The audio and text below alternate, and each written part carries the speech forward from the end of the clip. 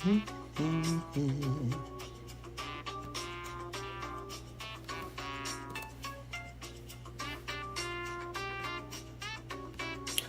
what's up, man? Rigo Rockstar. How's it going, man? Alright, we're setting this up. Let's go ahead and grab this. Oh, I'm blinding myself. What the hell? Alright. We're jumping over here. I have sad news, guys. I have no Terrestrial Festival yet. We're still waiting on that, okay? So tonight, it'll be Hot Slab breaks, new Weiss Frieren English. It'll be new OP-10 Japanese. And what else is new? Probably some simple giveaways. I don't think I need to write that down, though. Live card shop. All right. We do have some new stuff. Let's go ahead and clip this. Let's go grab this.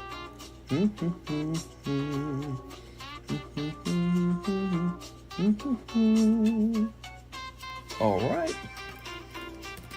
We're going live for Friday night. Ta-da! Okay. All right.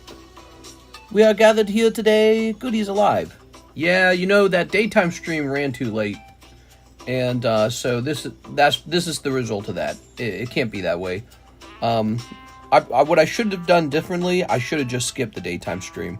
It just shouldn't have happened. It ran too late. It went into 8 p.m. I should be done streaming at around 5:30, not starting at 6:30. Mr. is live. My pants got tighter. And Mr. is saying he shouldn't be too late. Yeah, I wouldn't like to be late, but it had to happen tonight. OP-10 has some good cards. Yeah? You like them? Let's see. I believe we do have an order from the daytime stream. Like, we were busy. We were actually busy. We had stuff happening. Oops, security challenge. Let's see. Let's fill this out. There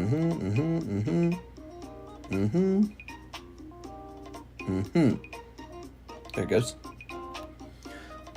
What happened with Terrestrial Festival? Obviously, everyone else has it.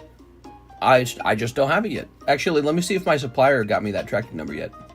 Nope, he has not answered with the tracking number yet. Basically, I don't know. I live in Missouri. Maybe if you're living in California or something, you're faster. But you're right. I scrolled through TikTok myself. I saw other people with it. And the guy I'm buying from, he seems to be a distributor. So I just don't have it. I don't know. I would like the tracking so I can see where it was today, you know. So if I could have the tracking and I could see that it was in, let's say, Kansas City, well, then I know the problem is that I'm not living in Kansas City. You know what I'm saying? Or St. Louis, right? That would be, I'd say, well, my product's showing up later because I live further away. But if it's not in Kansas City, that's on the supplier. That's a problem with the supplier. You're losing so much not having it right now. I completely agree. I'm actually devastated by it. I'm not, like, expressing it, but I'm totally upset that we did not get it at about the same time everyone else did. So it makes us completely uncompetitive, and the problem is not solved. I know 2 guys in Japan now who ship cards as maybe card shops themselves or distributors. I think the second guy is an actual distributor, and it's just not enough. I guess I need a third person. I don't know. Just wondering if something happened. No one better screw with Mr. It's 2024 with no tracking numbers. Well, you know, it's you have to understand how it works. It's like, I don't think that the person who ships this stuff normally shares tracking unless you ask. So I asked, he said, we'll share shortly. What's his price? Oh, hold on. Let me ask him for this.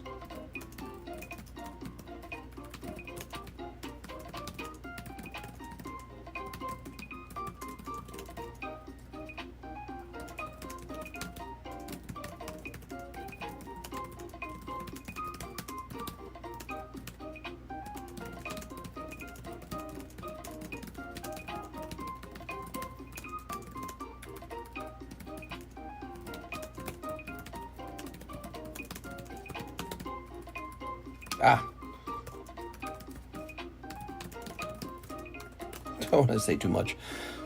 All right. Yeah, I agree with PDX. I'm losing a lot of sales right now not having those boxes. And maybe if I had had the boxes, I would have actually just forced myself to go live earlier. But I knew I didn't have them, and, you know, I got off the stream so late. I was like, all right, we'll just chill out off the stream. So we have Kip F, box of hidden trials. That's where we're going to start. We don't have hidden trials, so he's agreed to a box of hidden legends. Let's go grab that box of hidden legends.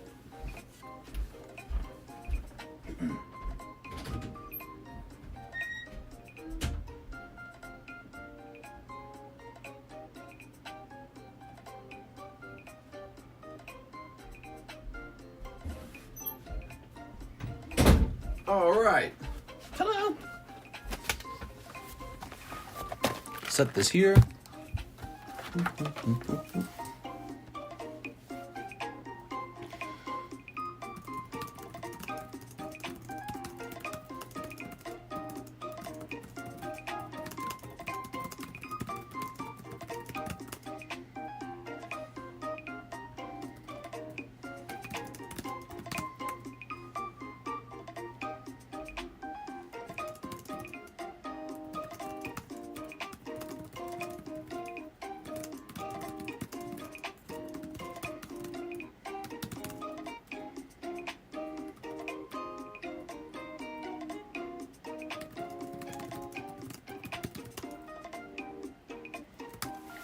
All right, put this back over here.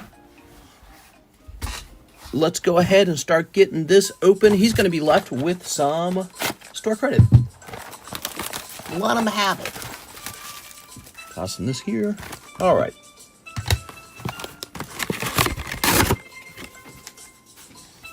Yeah, I asked him for the tracking number. He said he'd go get it. But that was like 4 hours ago. I wonder why he doesn't have it now. He could have just, I mean, he responded. He could have just gone and gotten the tracking. Here we go.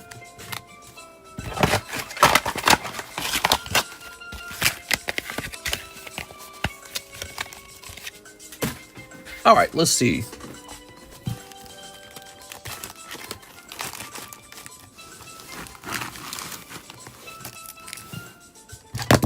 Oops, grab this. Is it hard to find new people to buy from over there?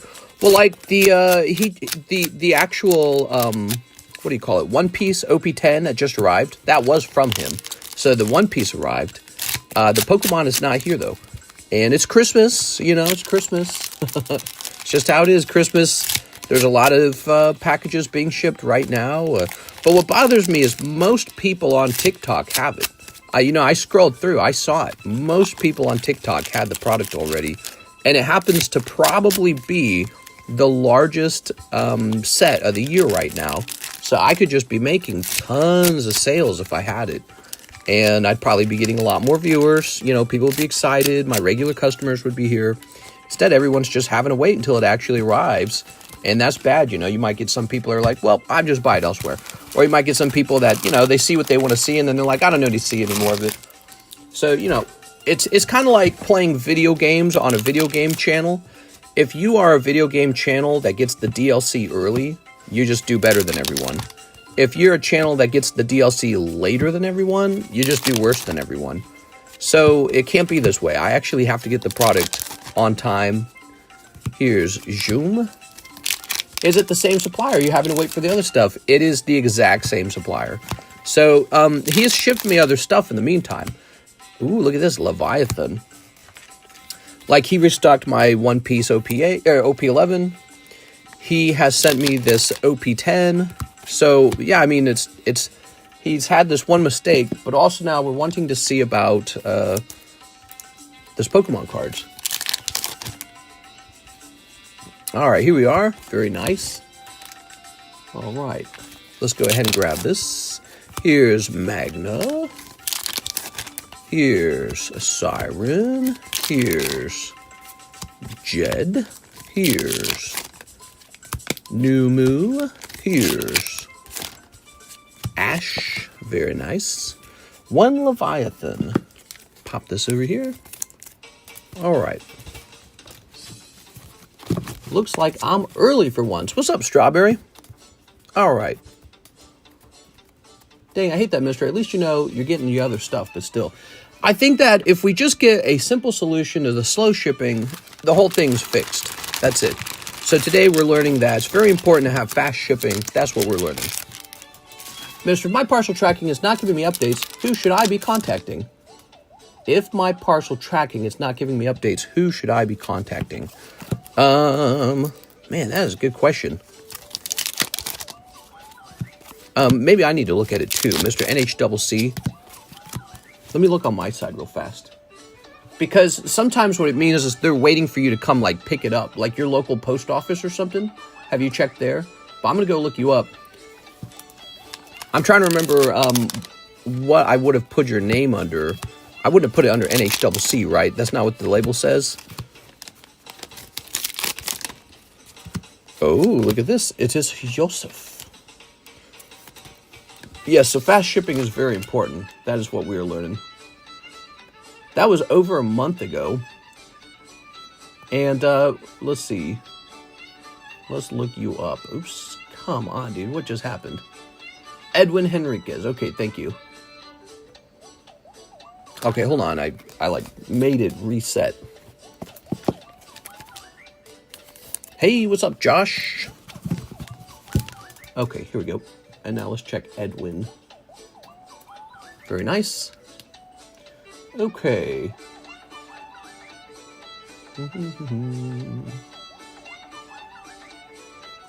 Oh, wow. They adjusted the postage. So the postage for your package, which was shipped on 11/15, was adjusted to $64. So it was actually $64 shipping. Plus I paid, it was like $11 in duties for you. Which, by the way, that is what a tariff is. And now let's see what the data says, or the tracking number says. It says, shipment arrived at carrier facility on November 23rd. Yeah, I don't know. Is it? Yeah, that's all it says for me, too. I don't know, man. I guess we just wait. I mean, it is Christmas technically, so maybe that's having a role. I have no clue. Yeah, the tracking number for you says the same thing for me. It doesn't say anything's wrong, so that's good. All right. Ooh. Will you open a pack of American cheese? If I had some. Okay, you ready? We got our Yoshi music playing. Oh my god.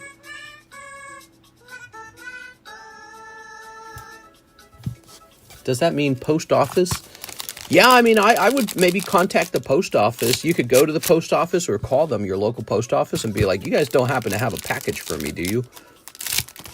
And just tell them the name on the package or give them the tracking and ask them what's going on with it. The other thing is probably just to wait. Because if the tracking number doesn't say that there's a problem... Oh, Rico Rockstar says, isn't Canada Post on strike? Oh, might be the strike. Sus that he said he would get the tracking later. Can he copy and paste it to you in 10 seconds? Yeah, that is sus to me as well. Makes me feel like he knows that it shipped late or something and he doesn't want to talk about it. I don't know. Or maybe he was just very busy. Maybe he stepped out his door. Maybe he fell asleep. Canada Post is on strike 100%. Probably that. All right, so here is Genesis. Of course, I didn't know that when we shipped it. Here's Corsair. It's just stuck at the post office. You might be suffering from the strike in Canada on postage. Sorry, man. Just give it more time, in other words. Here's Thief. Here's Mog. I be mogging. There we go. Okay. Very nice. So Mog Ultima Weapon. Chime. Lightning. Canada's the 51st state. Yeah, right. Okay, we've got a Valifor.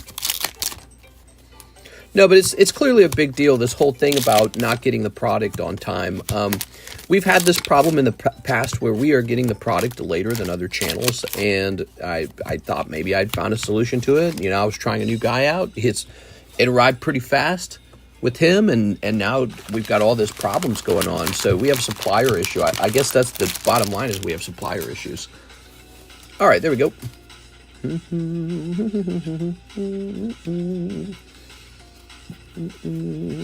All right, Ultima Weapon. But hey, the One Piece showed up. America. All right, but you guys stick around because we have 14 cases of Terastal Festival on the way, and if I had to guess, if I'm lucky, it's showing up tomorrow. Some of it, any of it.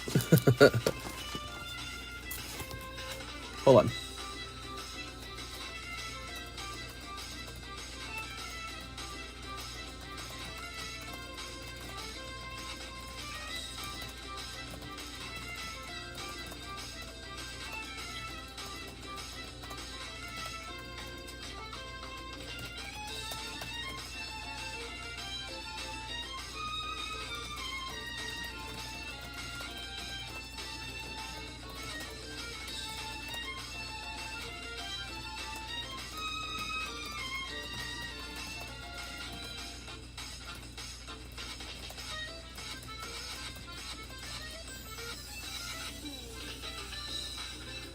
All right.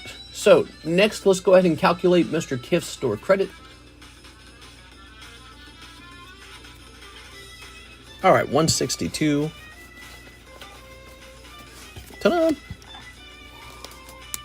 I'm going to guess it gets here Monday. That could happen. It's possible. Let's see. So it's 180 minus 162. Which is $18. I can't say when it's going to arrive until I see the tracking number. Here we are. But I've been ordering it with him for like over a month since its announcement. So it's not like he didn't know to ship it. And he has gotten product to me before release date before. So yeah, I don't know. All right. Oh, even now, UPS is paused on Canadian postage. Dang. Wow. Really? All right, so Kip shipped, and so now we're getting him a new box.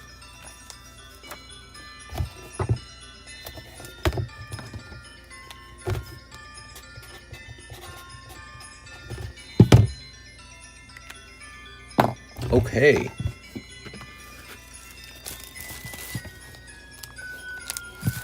Hey, mister, would you happen to have gotten my ZELLE order yet? I called my bank, and they said it posted, says Manny. Oh, let me look. Mr. Manny, I'm hitting refresh. Nope. So, Mr. Manny, I do not see that order. It might need to wait until tomorrow morning. I don't know. Mr. Manny, it says Aaron Roach, Anthony, Alicia. Oh, that's an email from Alicia. Rigoberto. Yeah, you're not in the queue for that at all. Which email did you use? You used the TheCardconomist email, right? Kip F. Okay, thanks for checking. Canada would be shaking in their little beaver hats. Hey!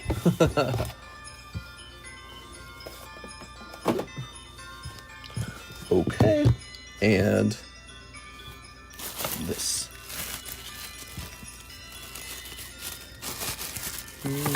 Ooh, oh, look at those breaks, man. So we got this Gengar Mimikyu break up to 20. This Houndoom break up to 17, 9 spots left. This is up to 7 out of 11. This one's going to end first. This one has 4 spots left. Umbreon. Umbreon's got 4 spots, everybody. Well, guys, since we might have a smaller audience, I think we should definitely run a giveaway or two so that the people who are hanging out here get some free stuff. What do you guys think? You're going to hang out here, you're going to get some free stuff. Here is Persian. Persian, huh? Okay. Here's Darwin Morales. He says 40 for Slab away, 6 English Frieren. Okay, Mr. Darwin. Give me a second here. Do-do-do-do-do. Scoopity-boop, boop, boop, boop, boop, boop, boop, boop. Let's see. Here he is. And he wants to reduce that by 40. This is 245. Boop. All right, so that's updated. 6 English Frieren. So yes, we have a new set on the menu, actually, that some of you guys might be interested in. It's English Frieren. Ta-da! Also, another nice thing is not too bad of wait lines. So we will have nice shorter wait lines and just a different variety of things to watch. Yeah. Goodness. What's the OP-10 manga? I actually don't know. I was hoping you guys would tell me. Whack, OP-10 is here. All right. Yeah, if it turns out the real reason that our shipping takes longer is because of where we live, I'm definitely moving. We're going to move out of here so fast. Oh, very nice. This is called Hero. Wow, another one? There we go. Ooh. And that's a holo. That looks like a big skull. Misa wants some Terastal Festival. We do have a Terastal Festival break that you can jump into for $15 right here. $15 break. Basically, if you get pulled, you're reserving a box of Terastal Festival for when it arrives. So some people have been getting into that break. You might be interested in it, especially now that you see how good it is. Here's this blue-haired guy. Would you move to Florida? I don't know where I'd move. We are. I don't think it'd be Florida, though. Ooh, here's another full art. Haha. Very nice. I want the manga boa. Is there a manga boa in it? I want a manga Luffy for my computer, but damn, they're pricey. There we go. Ta-da! You should just take a picture of a manga boa, and then you'll have it on your phone. See? Problem solved. All right.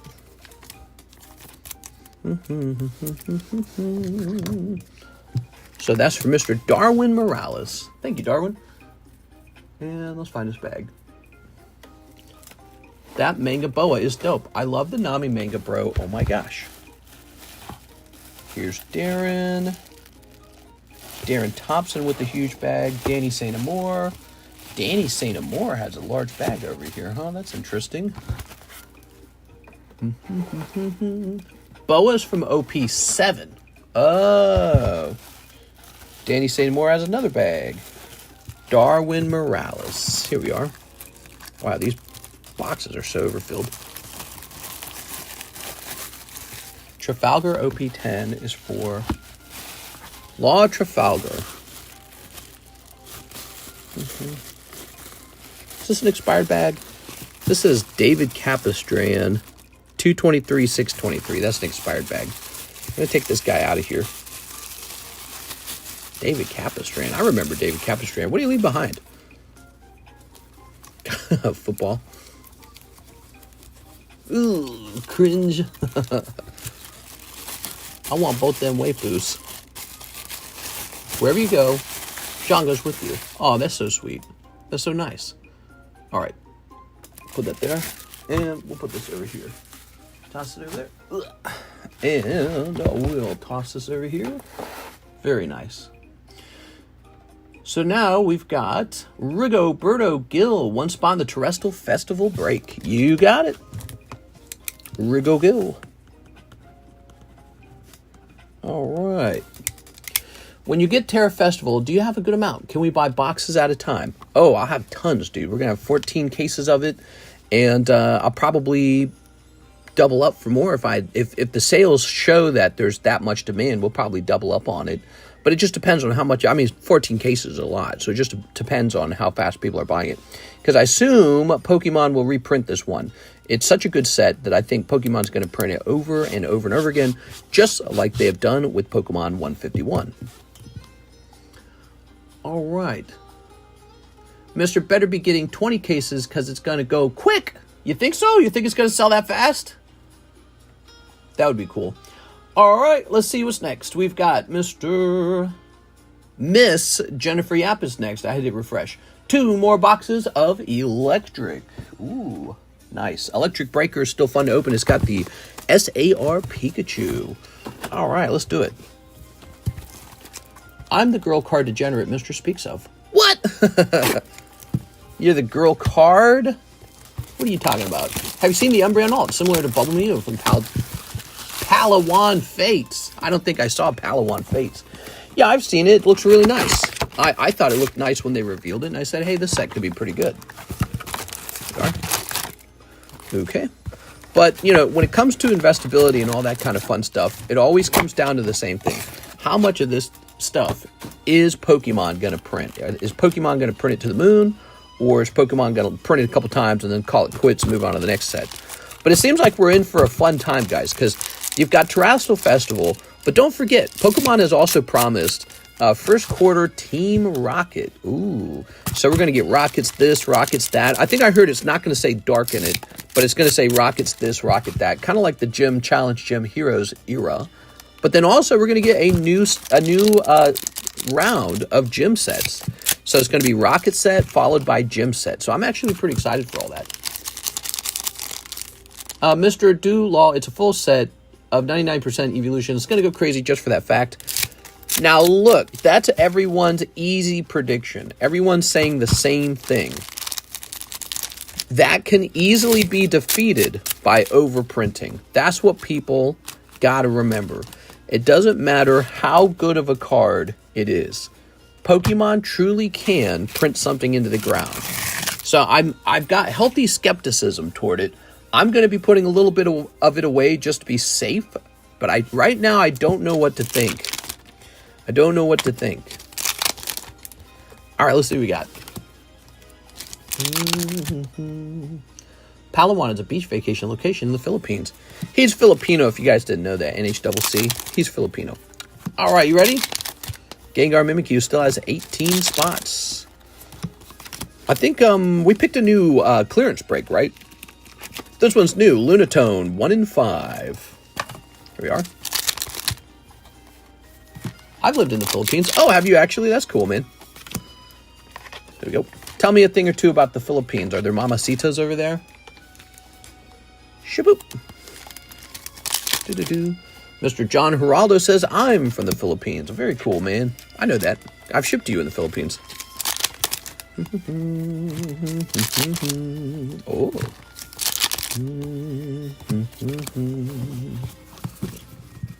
Okay. Tossing this over here. That's correct, I am. Oh, you're Filipino? I didn't know that. They eat Lig's blood. Not Ligma! No! Actually, a lot of cultures do that. Did you know even the Nords do that? You've ever heard of, like, blood sausage in the UK? Yeah, blood's edible. It's protein. Dracula was onto something. Ooh. They got the vampire bats or whatever. All right. Oh, yeah. Tatsugiri. I think the festival break is empty right now. The Terrestrial Festival break has Rigoberto Gil in it. He's 1 of 7. Ta-da! I think the pricey cards will stabilize in a few months when hype dies a little bit. It's everyone's so excited for it. I gotta warn you guys, the very beginning of a launch of a product is typically always when it is most expensive, and then it gradually falls down in price. All right, here we are. Here's Cofagrigus. Cold. Oh, Fampy.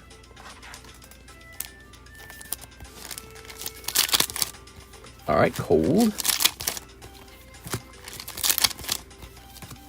Here's a Holo. Cold. Cold. Cold. All right, my aunt married a guy from Maryland. Nice. Nice job, aunt. That's box number 1. This is for Jennifer Yap. All right, all right. Except 151, it just keeps going up. Mister, I discovered your channel while living in the Philippines, subbed under a different YouTube name. Oh, that's so cool, man. Yeah, my grandmother's Filipino, like fully Filipino. She's an immigrant to America. She married my grandfather. He was in the Navy. And he's a British guy. He's British. But he's not an immigrant. He was already here. And he had a really tough childhood growing up. Kind of maybe similar to mine a little bit. And so he joined the Navy at some point. And Met his mamacita, my grandmother, in the Philippine Islands while on duty. How about that? And so that makes me quarter Filipino. Wow. All right, here we go. My uncles look very Filipino. My dad looks very Filipino. I don't. I look like my mom. My mom's a white lady. Freaking white people. Ugh. They don't know how to season stuff. Everyone told me. Okay, you ready? Bro, 5 cards from that set I looked at on eBay. I've already dropped $100 since yesterday, since the set finally dropped. Yeah, exactly. It's right at the beginning of a launch of a set that everything is super overpriced. And then, you know, there's like another wave as everything starts to come back from PSA. There's like a race to get it graded. That is common here, passport bros. Well, my grandfather was a passport bro, but not really, because back then it wasn't the same idea. But he was a tough cookie because he lost his father. His biological father left him and his mother back in what, like 1950s or something like that? Really long time ago, right? Like 1950s, that was unusual. That was not as common. And so they were just dirt poor. They were really poor. And she remarries a man, and he's like abusive, and he dies from an illness, and she kills herself. He loses all his parents, my grandfather does. And then he's adopted by his aunt and uncle who don't want him. So he has a sort of like brother. He's got a half brother with the other dad who dies from sickness. And then he lived with his aunt and uncle, and they don't want him. They don't want the responsibility of him. He's, you know, got no brothers or sisters as far as I know, other than the half brother. And then he ships off to the Navy. When he comes back from the Navy, everything's gone. Everything he had and owned was gone. So he just restarted life. They're like, you're not allowed here anymore. So that was his story. He had a very tough story. Very, very tough. All right, ready? Now, I was always told he was a little crazy as a result of it. All right. Just things that happen. He lives on a tiny home in Kansas City with my grandmother. They're still alive. They're in their mid-80s. They're almost to their 90s. And they live with no air conditioning, no heating. They live in a tiny, like, farmhouse. Real tiny. The same house that I knew from 18 years ago when I, you know, or more than 18 years ago, really. But so they never moved. They didn't even redecorate the inside of the home. It's exactly the same, like a time capsule. And they are real old now. Yeah. They never had a lot of money at all. They had, when I was younger, they had like chickens, and that's where they would get their food, is like chickens. I guess my grandfather got a mechanic job in aviation. So he worked for a major airplane company as a mechanic. And my grandmother didn't really have a job. I think she worked at like Walmart once or twice. And now I think he receives a pension. So I think that's what's keeping him alive. The pension. Ooh. But yeah, that was my grandfather's story. And he had a number of children. And that would be my aunts and uncles and my dad. Okay, here's High Dragon. Ooh. I got to see a picture of them when they were young. They were so good looking. My grandparents they were so healthy and normal. And yeah, so weird how time flies, you know. Showing a picture of him and my grandmother when they were like 20. And now they're in their late 80s or mid 80s. It's kind of like, damn, dude. Nothing will screw you over more than just time. Time will get you guys. You know, you can stop worrying about all the other things in life as much, because one thing will get you more than anything else. Time will get you. Ooh, slacking. You know, there are people who open cards on YouTube, but not as fast as you. What? No, come on. You flatter me. There we go. Ooh, here's Melodic. Some people don't like it. They go, you go too fast. I'm sorry. But double Tatsugiri. I feel like I'm having a dinner. Who's taking care of them? My grandmother is very much Filipino grandmother, right? She's very much alive and on her feet, and well, they both are. So they're both like fit. Both grandparents. They both stand and talk. They're like 85, and they just take care of themselves. And my grandmother she seems very cognizant. My grandfather seemed pretty slow, but grandma, she was snippety snappity. You know, she was talking. So yeah, they're 85 and in decent health too. They eat their own chickens and live off the land, basically. Here we are. Yeah, they're not They're not eating McDonald's. I don't even think they know what McDonald's is. They live like in the middle of nowhere. There we go. They don't live in the middle of nowhere, but it used to be kind of the middle of nowhere when I was a kid. I was kind of surprised. I drove to their house about a year and a half ago, maybe. I drove over to see them for the first time in like 18 years because I just want to see. And I was surprised to see they still live there. I didn't even know if they still lived there, but they did. And so I came in, I'm like, remember me from like maybe 18 years ago? And they're like, oh my God. And I learned a bunch of stuff about them. And yeah, they're still living at the same tiny home. I was sweating my ass off when I was there because they were just living with no AC. And I know they don't have a heater either. It's just this really old home. Like, it's got to be like 100-year-old home. It's so small. It's got like this tiny little family room that connects to a tiny little kitchen. There's a bedroom back there with a bad bathroom. And then like an upstairs with an almost directly vertical ladder to the upstairs. And that has like another bedroom in it. And that's it. That's the whole home. It's just this tiny home. And yeah, they're 85, just living it out, man. All right, the Pinoy is strong. Yeah, something like that. Yeah, she has not had cognitive decline. My grandmother is not seeing cognitive decline. She might have hinted, though, that my grandfather is, and he did seem to kind of speak with a certain slowness. But not bad, actually. All right, Miss Jen. Wow, look at this nice order from Jennifer Yap. My grandmother kind of told me she was sad. She had heard about my family falling apart. And she's like, I don't get to see any of you guys. And she's like, and I didn't even do anything. I was like, I didn't think of it that way. Tammy Lowe, 3 boxes of English Frieren. Heck yeah, Tammy, let's get it started. Ooh, look at that. Instant Siggy, I heard, coming out of these boxes. These boosties. Ooh. Aw, man, why didn't I get a notification through YouTube? Come on, YouTube. Yeah, I'm sorry. It might be because Mike's Side and I have posted too many videos for the day.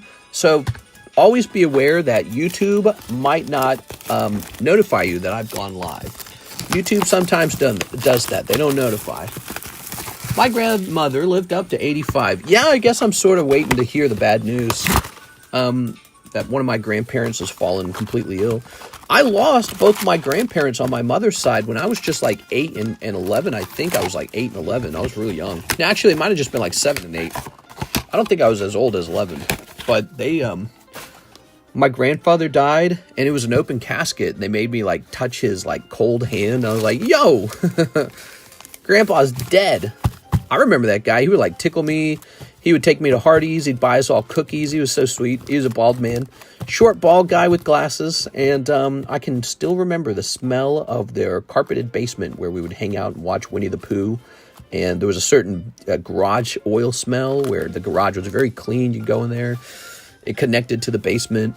It was all mapped out in my mind. I don't know if this was true for everybody, but I had a fantastic memory of a lot of things, actually. So I had this feeling that my siblings didn't make memories the same way I did. And because I remember we would talk about those kind of things. I'd be like, you don't remember this? And so anyways, my grandfather, he passed away first from bone cancer. So I better watch myself for the bone cancer. But he had, I believe, served in the military. And I think there was like a theory that maybe something in the military got him. But we don't know. And my grandmother had her pancreas removed after he died, and she just shriveled up and died like a year later. Like there was no explanation. She didn't have like cancer or anything. They think she had an enlarged pancreas or something like, not pancreas. No, not pancreas. It was some other, spleen, might have been the spleen. I'm sorry. Spleen. And so she had spleen removal or something like that. And, she just died right afterwards. Not immediately after the surgery, but she just like lost all her weight. But she was so miserable and depressed because my grandfather passed away. And so it's like, they were this couple that kind of liked each other. And I remember the little parties, they'd have Christmas parties and stuff like that. It was such a happy place. And then one day it was just, they closed that door to that house for the last time. You never walk in there again. You see Grandma and Grandpa's house for the last time. I did not forget that. That is a memory that stuck with me all these years. Last time being in Grandma and Grandpa's house. Might have been the gallbladder removal. It's got to be something. I can't remember. It was it was something that didn't have to be done. That's what I was told. I can still smell the bathroom carpet. Hardee's Carl's Jr. is awesome. Back then, it was only Hardee's. It was only Hardee's. And I remember my grandfather would do this odd behavior where he would be driving along the road, and if he saw a piece of trash on the road, he'd drive over to it, open the door, get the trash, and throw it away later. He's like, "You can't be no trash on the road." That's what kind of guy he was. So he's, yeah. And I believe he worked for the company called Caterpillar that does the, you know, the construction machines, like backhoes or whatever, right? Bulldozers. So he worked for Caterpillar, and if he saw trash on the road, he just couldn't stand for it. He had to pull over and pick it up and throw it away. And so he would pull over and he'd find some stupid thing on the road and he'd be, "We're going to throw this away, guys." We are not me. I drive right past it. No, you can't. But maybe that was possible back then. Maybe there were less people. I don't know. Nowadays, you're fighting the ocean if you try to clean up the road. My grandparents moved to Florida like 10 years ago. I remember the last time we left that house too. It hurts, man. It hurts. It leaves a sadness, you know, because the grandparents' home was actually it was kind of a fascinating thing.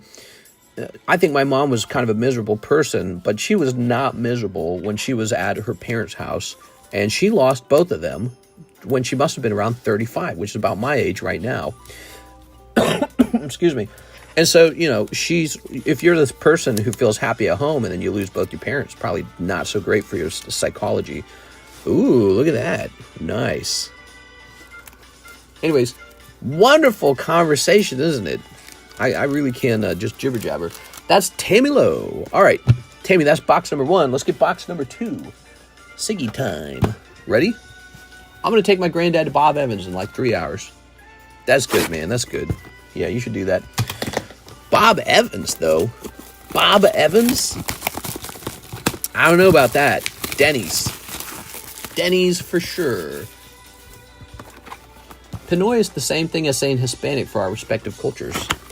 Well, the Philippines, I've done a little research on the Philippines. They're real interesting because they're a mixed people. Chinese, Indonesian, native. They had like almost didn't they have like a native population that was almost like black or something like that? And then, Spanish and a little bit American too. A little bit of whatever they got from the U.S. You know, a bunch of gene mixing. Here we are. I've fond memories of Bob Evans. Bob Evans? We had a Bob Evans. We didn't eat there too often. Who remembers Shoney's? Does anyone remember Shoney's? Shoney's. Do, do, do, do, do. Do, do, do, do, do, do. Japanese, too. There we go. Shoney's. Shoney's is kind of like it's not gone, actually. It's still around, but it's not where I live anymore. Shoney's was sort of like a down south kind of Denny's eatery where you could get breakfast, and we would go there on Sundays, and it was heaven. They had an all-you-can-eat buffet back in the day. I need a drink, man. I don't have a drink in here. They had an all-you-can-eat buffet, and it was so good. They had those little Belgian waffles, and they had the fake scrambled eggs and the fake bacon. Oh, God, it was good. On a Sunday where my dad was in a good mood, we'd go to church, and we'd sing all the Jesus hymns. Ah, and then it'd be Shoney's for breakfast, for brunch. Ooh, that Sunday brunch. There we go. Brunch was a big deal in my family. Yeah, as we started to grow, 6 kids, 7 kids, 8 kids, 9 kids, you know, that takes a while. Every kid takes like 2 years to make and to birth and all that. There's like a 2-year break in between each kid. So when you're going 6, 7, 8, 9, you're talking like an 8 years difference. And the family starts to blow up, and man, Sunday breakfasts becomes like a whole ritual for us. It's like we're going to need about 3 dozen eggs, 3 dozen eggs, 3 packets of bacon. Oh, man. We got like the super Sam's Club sized box of pancake mix. We got like multiple griddles. We're using the stove outside. We got like this propane and propane accessory, grill, and you'd set that up with like scrambled eggs or some crazy stuff like that. We get home from Sunday church, and it'd be like, all right, we got 30 minutes to get this all done. You'd be cooking for like 10 people. and you get like these giant plates of pancakes. My parents didn't cheap out on the syrup. No corn syrup was allowed. Only maple syrup. Oh, Canada. So only maple syrup was allowed, and we just had tons of it, and it was kind of expensive, but it was like something we wouldn't do without, because corn syrup was, let's be honest, corn syrup's totally gross. And we would have this table, right? It was a handmade table too. My dad and I made it. It was huge. It sat 16 people total, I believe, and it spanned into 2 rooms. That's how large it was. And there was like a dividing point in the middle of the table, and then the dividing would split between like Group A and Group B because of the distance. And so you'd have one big plate of pancakes over here, and one big plate of pancakes over there, and a bottle of maple syrup over here, bottle of maple syrup over there, thing of scrambled eggs, thing of fried eggs, thing of sausage, thing of bacon. And if you wanted, like biscuits and gravy or waffle, you might do that as a variation that day. But man, it was a big thing. And, it would require like a team to cook it all. And then when it was time to eat that, it was like a freaking, I don't know, it was like an army of people eating. It was crazy. There'd be nothing left too. We got really good at making the pancakes over time. We had this strategy for the pancakes at one point to make them a bit lighter and thinner. So they were they were more like crepes almost, actually. But crepes can be really large, right? Our pancakes were small, like about this big. Just a small, light pancake. And we would mix a bit of vanilla extract into the pancake. So it was really almost like an ice cream cone pancake. It had that sort of flavor. And it was basically dessert at that point. It was so good. I think I'd lose my mind with 6 kids. My dad has 6 siblings. As a kid, I sued to go to a place called Benny Gons all the time. All right, so that was for Tammy box number 2. What are we going to see in box number 3 for Tammy Lammy? Come on, Tammy. We are? Ooh. There we go. Other things we might do on Sunday. There was Chevy's. Do you guys remember the restaurant called Chevy's? Who remembers Chevy's? Anybody? Chevy's was a Mexican restaurant, but it was like a corporate Mexican restaurant, right? It wasn't like family run. It was like white people serving Mexican food kind of run. You know what I'm saying? Chevy's. They got like the best chip sauce. I'm not going to lie. Their recipe for the chip dipping sauce, it's really good. I still love it. I still miss it. Yeah, Chevy's. Who's eating at Chevy's? All right. Box number 3, Miss Tammy. Let's see what we got. No one? No one recognized Chevy's? I don't know how big Chevy's was. It was clearly not a family restaurant. It was a chain restaurant, and they've struggled. Yeah, so they got this great sauce, so we'd eat there. And another one would be Old Country Buffet. That's what it was called back in the day. Then it turned into Hometown Buffet later. It was basically like Golden Corral, but we never ate Golden Corral. There we go. Tossing this away. Does anyone remember Old Country Buffet? Oh. I think there's been like documentaries of the fall of Old Country Buffet on the internet. And how they used to have like these training videos for the employees and all that. I always used to get the masa before they pressed the tortillas. Oh, yeah. Yeah, they would hand out like a little ball of dough or something for free, right? Or they put the little flag in it. Here we are. And if you're a kid, you could go stand by the machine and watch it run all day. It was super cool. Ugh. Imagination Magic Lenny. Old Town Country Buffet, yes.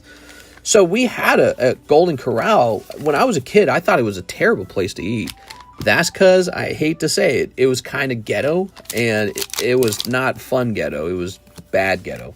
So you'd go in there, and it was just horridly dirty. It was just food just everywhere, like just tongs and everything. And the toughest part is there was no respect for, like, what would the word be like? Like, the kids would just come up.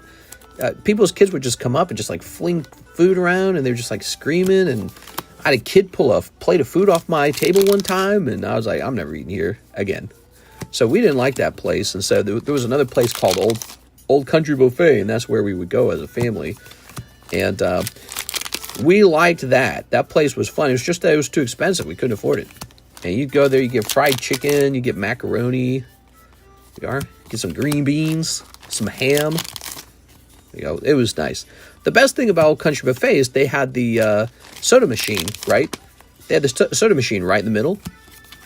And you would run over to the soda machine and mix all your sodas up. All right, there we go. Old Country Buffet was a staple of my childhood. Always went to the ice cream station. Heck yeah.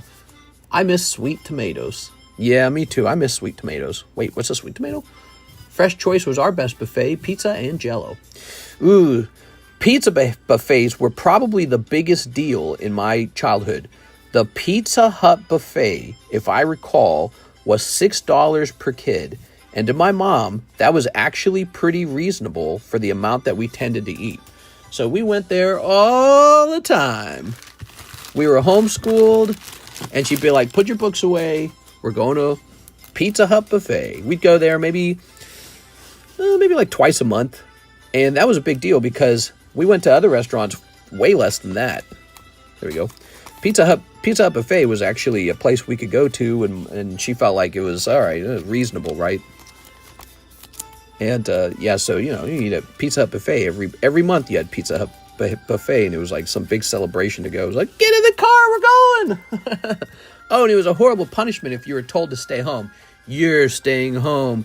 No Pizza Hut buffet for you. All right.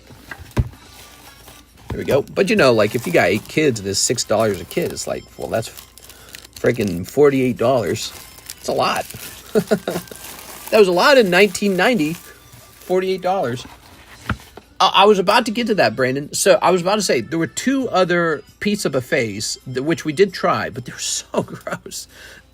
One of them was called Cece's Pizza Buffet, and it was so gross. I could not stand Cece's. It tasted like frozen pizza, but somehow worse than frozen pizza. And back then, there was no Little Caesars as far as I could tell. The $5 pizza at Little Caesars was not a thing yet. So that happens a little later. Cece's, I don't get it. It was like worse than cafeteria frozen pizza. It was really shockingly bad. And someone in my family would inevitably say, oh, well, at least the cinnamon rolls are kind of good. They'd say that. Or, oh, the salad bar. You know what I mean? It's like, shut up. Get out of here. What are you talking about? Next up, we got Daniel Del Barrio. 2 spots in Terrastal Festival. Here it is. Do you want a chance for a whole box for Terrastal Festival? You can have that chance for $15 a spot. I have a Cece's right by my house. There was another one. I can't remember it. Do you guys remember another nasty, cheap pizza buffet? I'm trying to remember the other one. Let's turn this down a little bit. There was another one. It was so nasty. I was like, can we not go out to eat? Can we stay home? I haven't been to Cece's in forever. Hold on. Let me look this up. I bet you if I look this up, I find it.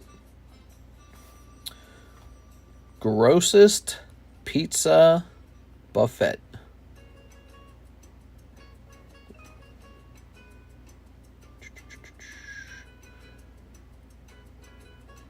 What was it called? No, I'm not seeing it. Oh, it might be that. Pizza Street. It was Pizza Street.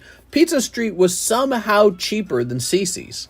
Cece's was already a cheap, nasty pizza all-you-can-eat buffet, right? But Pizza Street was somehow cheaper and nastier. It really was shocking how bad it was. Pizza Street.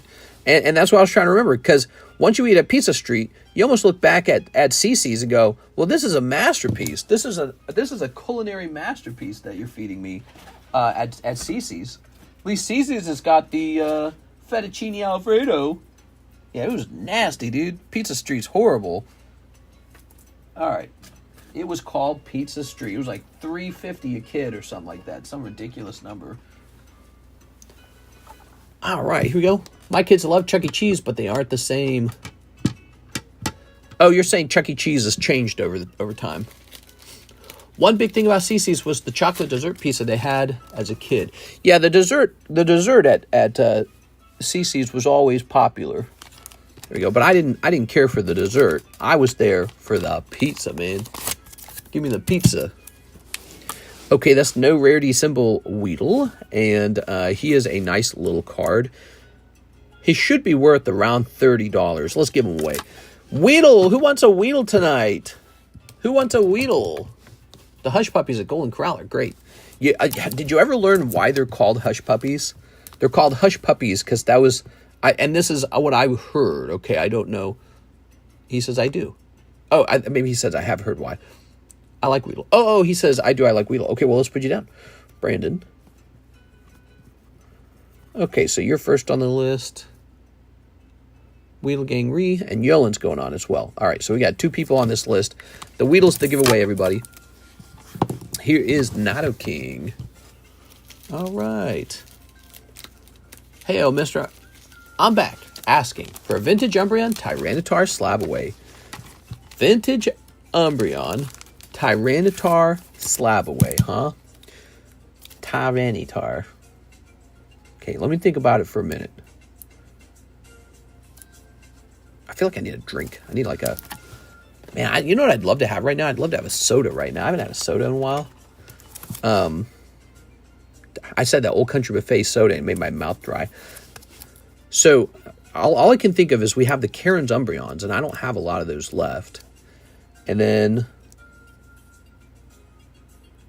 Yeah, maybe I just liquidate Karen's Umbreon from my collection at this point. I've sold so many of them, it's not as cool. Let me take a look at it. It'll come down to price, too, okay? So you might not agree with the price. I'm going to liquidate. I could have just held on to them. I don't know. Umbreon seems like a card not to ever sell. Does that make sense? Like, when has Umbreon ever done poorly? Never? Pretty sure it's never. It's never done poorly. It's pop, not soda. Hey! I think I was planning on sending some of these to BGS to see if they would flip. Cross, I mean. So, I've got those Umbreons that could be sold if I wanted to sell them.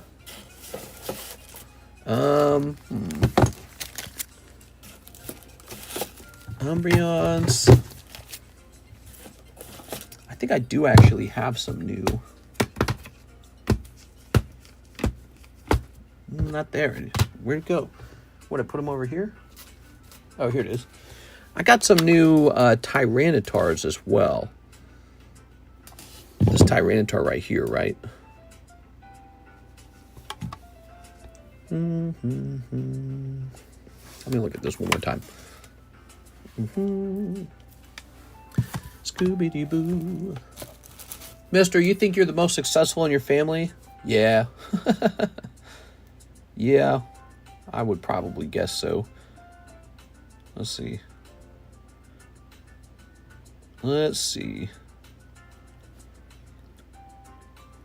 You'd think that's a big bragging right, but it's more like no one knows. Okay, let's see.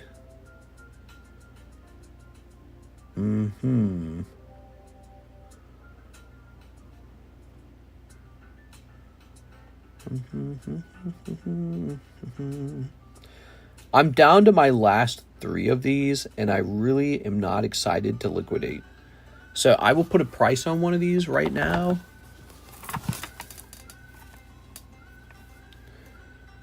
Let's get a price on this guy.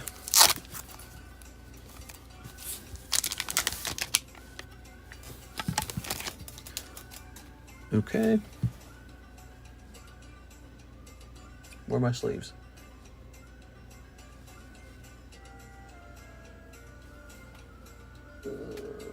I don't see it.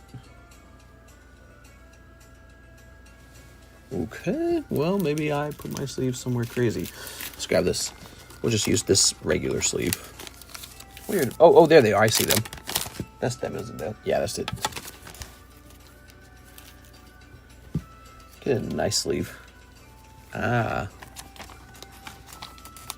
There's a high-end sleeve. I'm assuming you want to hold on to your older vintage Tyranitars you mentioned. You like them. I do like Tyranitar. This is an old Tyranitar, though, by the way. So this one's from 2010. He's actually from Heart Gold, Soul Silver era. If you're interested in a Tyranitar, I could potentially sell you that one. But, yeah, it would have to be at the right price. So you got a swirl on this portion right here. Okay, so he does have a swirl on him. There's the back of the card. It looks very clean. Okay, there's a cat here. Do you think the table would look a lot better if I closed all the sleeves, actually, rather than leaving them open like that? There we go. Ooh. And I think the price I would ask on this next Umbreon, because I really want to hold on to some of these. And you're not the only one watching. It might go to someone else. And that one has a swirl on the front. Probably 2006. So that one's possible.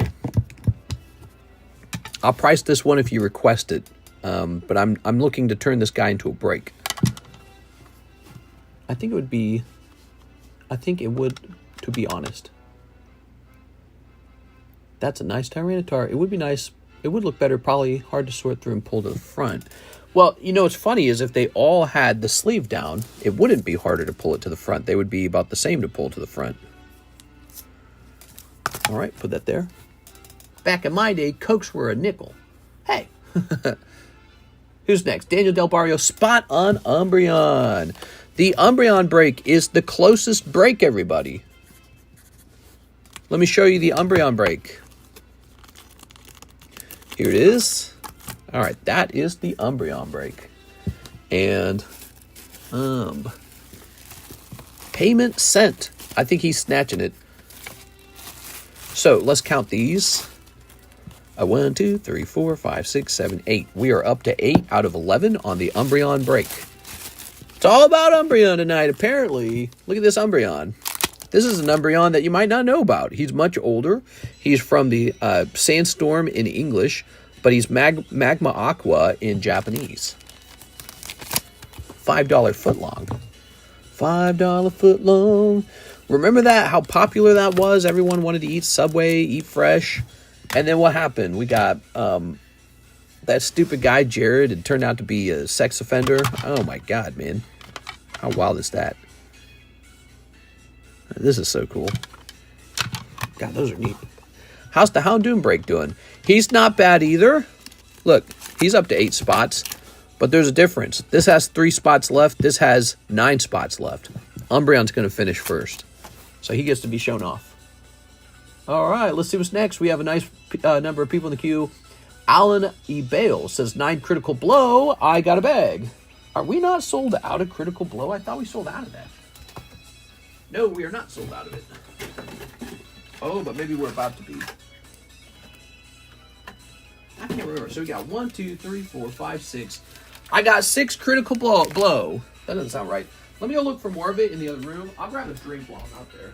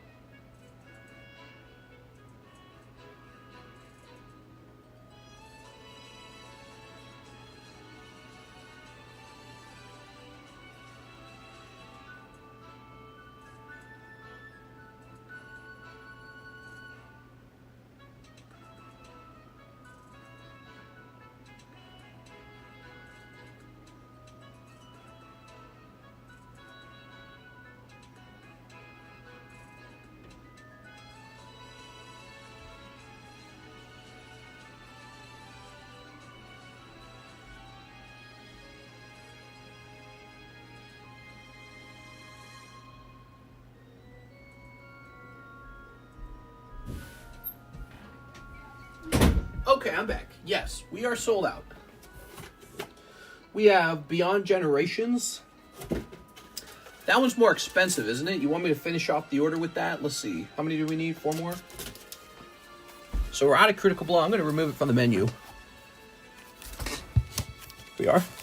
Oh. 1, 2, 3, 4, 5, 6. Oh. Toss this back in. And now, let me put my drink to the side. My Dwinky Winky. All right. That's a tall glass of water. So what I've done is I've substituted Critical Blow with Beyond Generations, a more expensive booster pack. Is that all right with you, Mr. Allen? In the meantime, let me take this off the menu. Officially sold out. Critical Blow, $4. Boom, he's gone.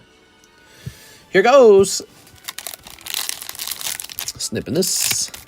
Snipping this. Snipping these. Snipping this. Nice of you to stop by, Mr. Allen. Allen, I haven't really kept up with the latest in Dragon Ball.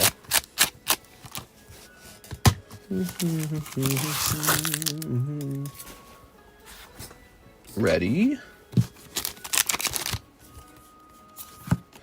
Trunks admiration for Tapion. Frieza. Vegeta. Here's Goku. Goku's Kamehameha. What? Got some Holos. Paragus Strategist. Fortune Teller. Broly. Hey, that's the cover of the pack. And Punisher. Alright, there you go. Alan Abale. Cool, man. How is Dragon Ball doing, the hobby? What's the exciting thing that's going on in Dragon Ball? Toss this aside.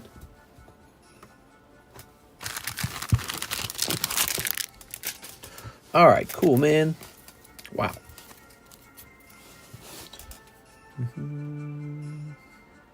That's Alan Bale. He says he has a bag. Let's go looking for it. Mr. Allen. Oops. Not going to be in here. Let's try another one. Cayman? Dima? The problem I have with Dragon Ball, not enough sexy waifus. Where are all the sexy waifus, bro? All the waifus look handsome. They all look like men. How about some nice waifus? Putting this over here. All right. Wow, that looks so good. It's shocking how nice that looks. Let's get a price on this real fast. Dragon Ball's doing okay, but they need more signature cards. Yeah, that was my conclusion. They need more signature cards. Exactly. Base, set, Japanese, Nido King. All right. $70. Ooh. Who wants a free slab? Type a number in between 1 and 20.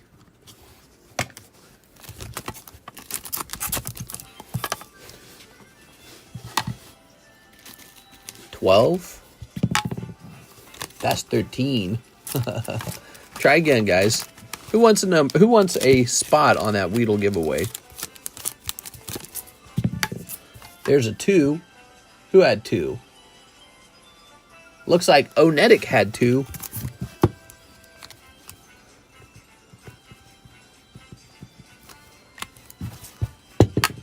$7. Who had 7? Cody Hodges had 7.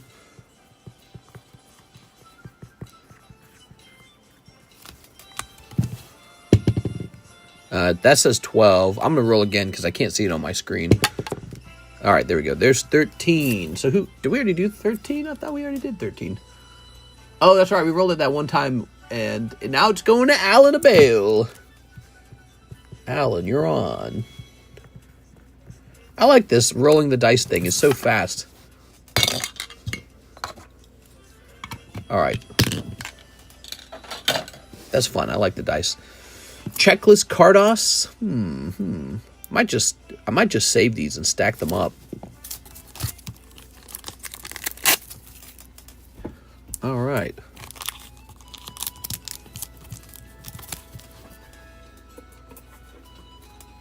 Let's see if this guy responded. Yeah, he definitely didn't respond. That really bothers me, man.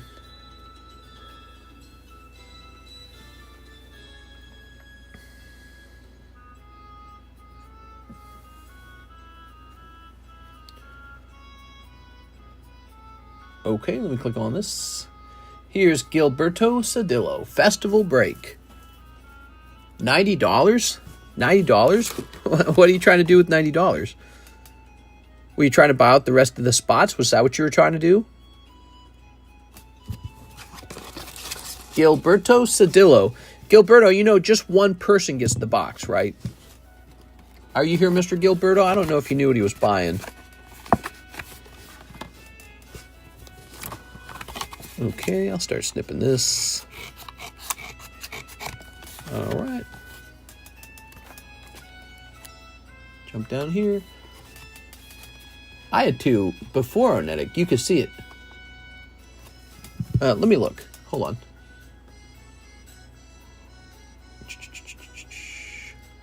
Okay. So you guessed 32, Mr. Brandon. After that, I don't look at any more of your numbers. And then let's see where Onetic is. Onetic guesses 2 later. So you're only allowed 1 guess. I don't know if you guessed 2 somewhere else. I don't see it anywhere else. I see 13. Brandon Blade, I do, 32. Then you said 13. And then Onetic says 2. And then you say 2 right after him. Yeah, you said 2 right after him. Here we are. You ready? All right. Sleep. That whole situation was a mess for those slabs. Haha, Jesus. We are. All right, now, Gilberto. Can I just buy my own box? Yeah, you can definitely do that, but we don't have boxes of... we don't have Terrestrial Festival yet, so probably it'll arrive tomorrow. I'm a little nervous it's not going to because my supplier's not giving me my tracking number, so I want to know how far along it is, and he's not excited to share it with me. But yeah, I assume we're getting it tomorrow because everyone else has got it, by the way, so it's going to make me really angry if we don't have it tomorrow. We just won't free ones. Let's see what he said when I asked him, because I asked him earlier if he had shipped it. When did I ask him?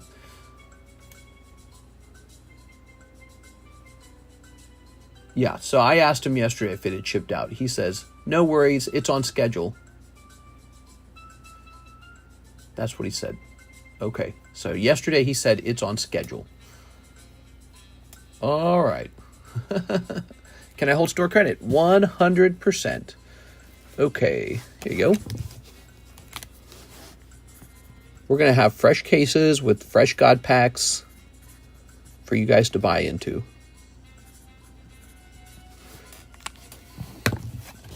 Ta-da! But we saw the 12. Cries in corner again. I'll put you on there just because you're Tammy. How does that sound, Tammy? Tammy, you know what's interesting? I cannot see that dice when it's not on the camera. There we go. I cannot see that.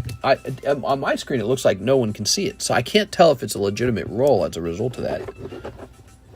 All right, here we go. And maybe I was a little too hasty. I should have asked everyone if they can see it, and then they would have said yes.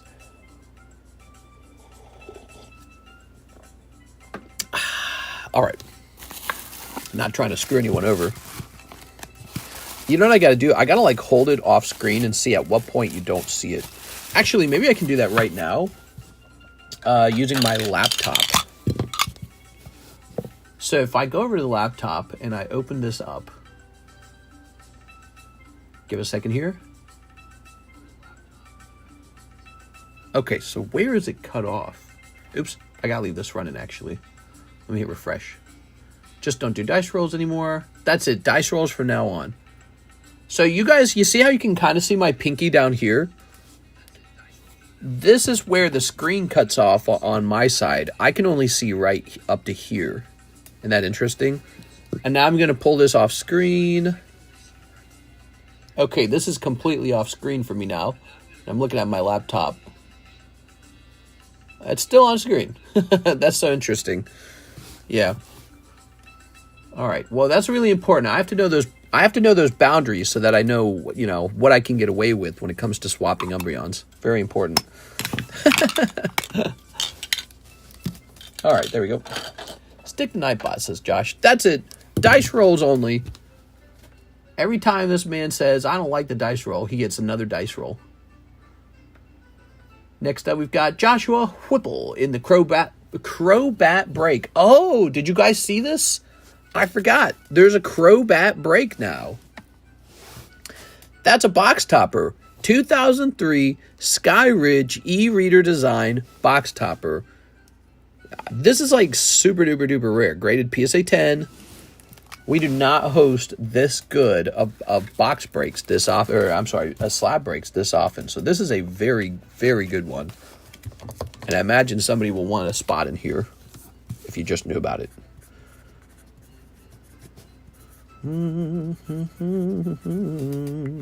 This is a high stakes slab break. He says, wow, wow, wow. I want another one. No more dice rolls. That's it. You're getting another dice roll. There we go. We're grabbing this.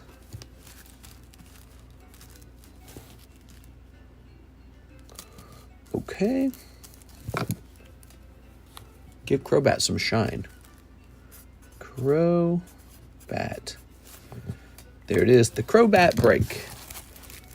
You don't get box topper breaks very often, so this is very special. The fact that it's only 22 spots, too, because, you know, many of the box breakers are already into the thousands of dollars in terms of their cost.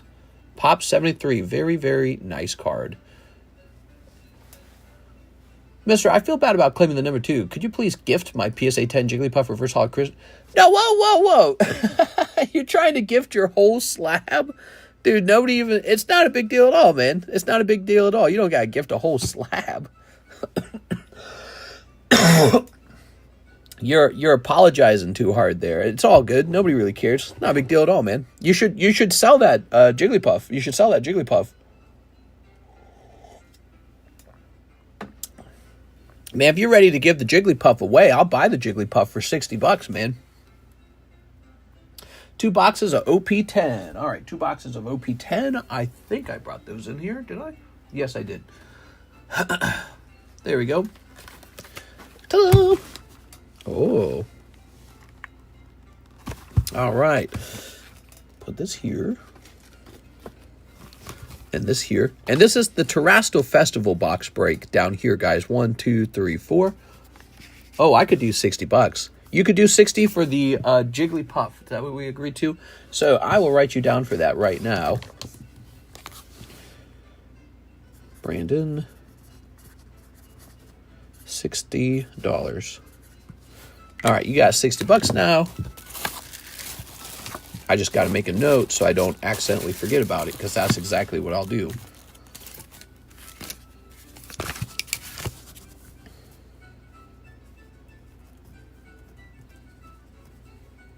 Uh-oh.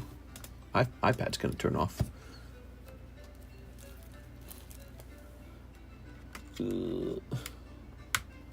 Close that. Doopy doopy doopy doopy doopy doopy doo. Okay, you ready? Joshua Whipple.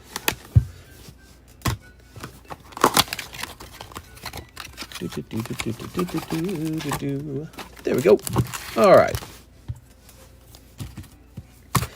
2 boxes. Joshua Whipple. One Piece 10. Just hit the menu along with English Frieren Weiss. So we got 2 new sets already, guys. Least. Sniffing this. Hope Mister doesn't get Wiggly and Jiggly mixed up. I wouldn't get them mixed up.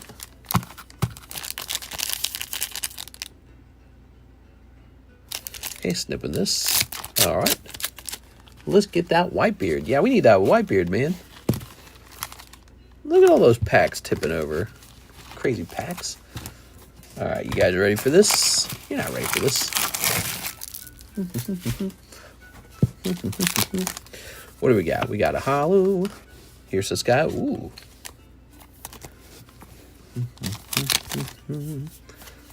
Holo.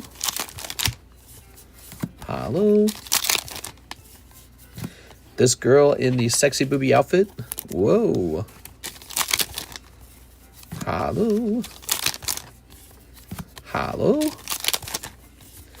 Holo. This guy. Is that a guy or a girl? Oh, that's a girl. My bad.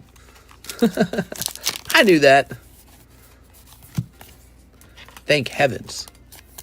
There. Box number 1. I got a bad feeling about this. Is that a girl? That's a girl. Here's a holo. That's a guy in a girl's body. Is it actually a guy in a girl's body? Like, is that the story? Because it looks like it could be a guy in a girl's body. Okay.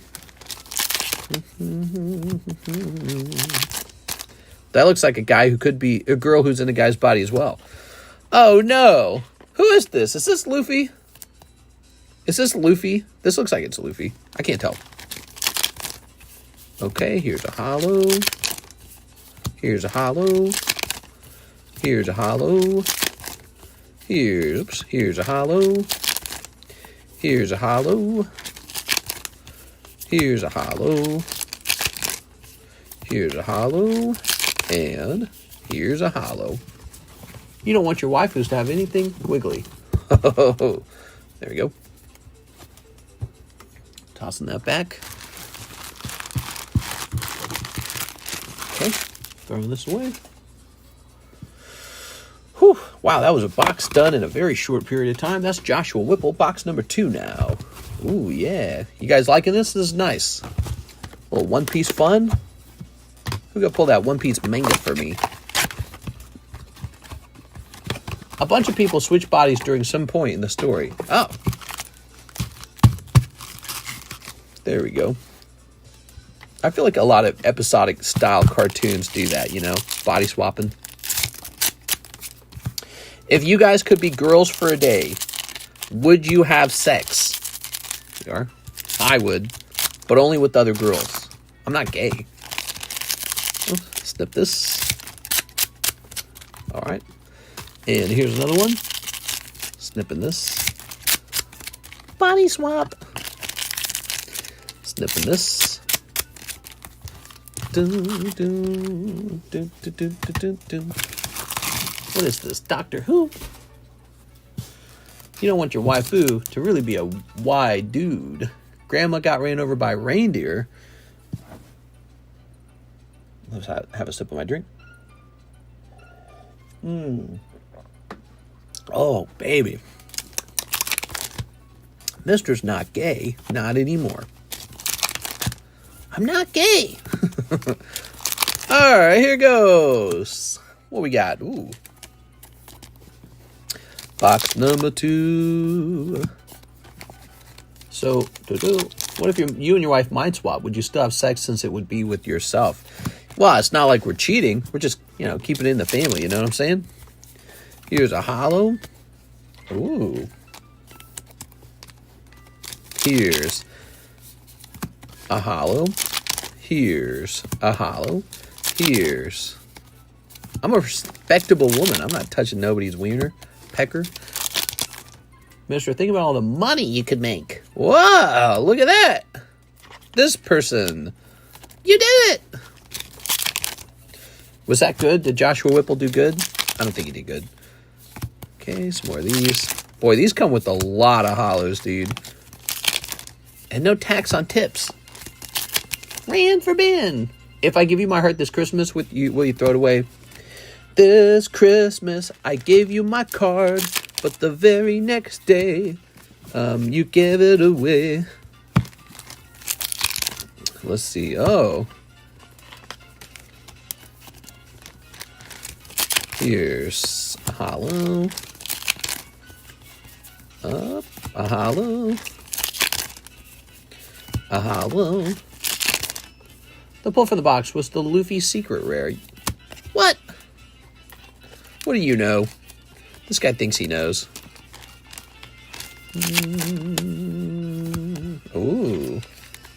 There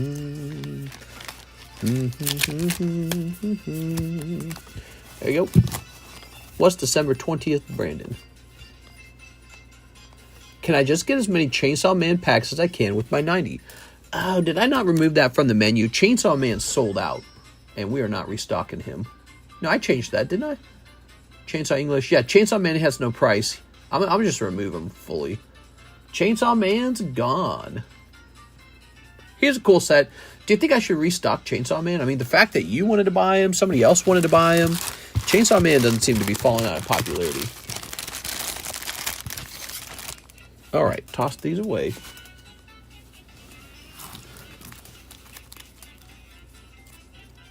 All right, sounds like you're getting better, mister. Singing Christmas songs is new for me. What? All right, ooh. Yeah, I'm definitely getting better. Very nice. Oh. That's for Joshua Whipple. Thank you so much, Josh. Weekly pay sounds kind of nice. Ramos. Doobity-boo. Do-do-do-do-do-do-do. Joshua Whipple. He didn't send you a bag, did he? No, he didn't send you a bag. You need a new bag, Joshua? Oh, no, you got a bag right here. Well, now what are we going to do with you? Because you need a very large bag now. And we don't have room for a large bag. I have one. Yeah, the thin bag. Oh, it still fits, though. All right. We're not going to worry about it. So this is Fuden, Youngerer, and Casey, and Rugella, and Barrierd. Yep, those are the Japanese names written in English. How interesting. Now, are you impressed? Cloister on the back. Is that confusing?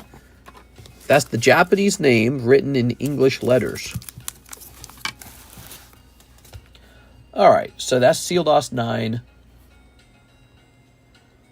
Sealdos Psychic type, maybe?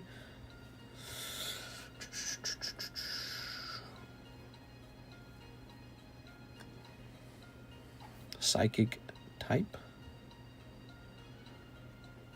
All right. Sealdos Fuden? I don't know. No, that's not working. I do not know what to charge for this. It's a very fascinating card. It's quite rare. Graded 9. We're going to start it at 60. Looks like I have no competition on the price. I can just make it up. And I think 60 is going to be reasonable in this situation. All right. These are some obscure cards. You got to be an obscure card lover. Actually, here, let me try the other two, because those two are all they're all priced. They're all graded the same. So you have Sealdos 9, Electric. 180. Whoa. What about this? Grass? Okay, grass.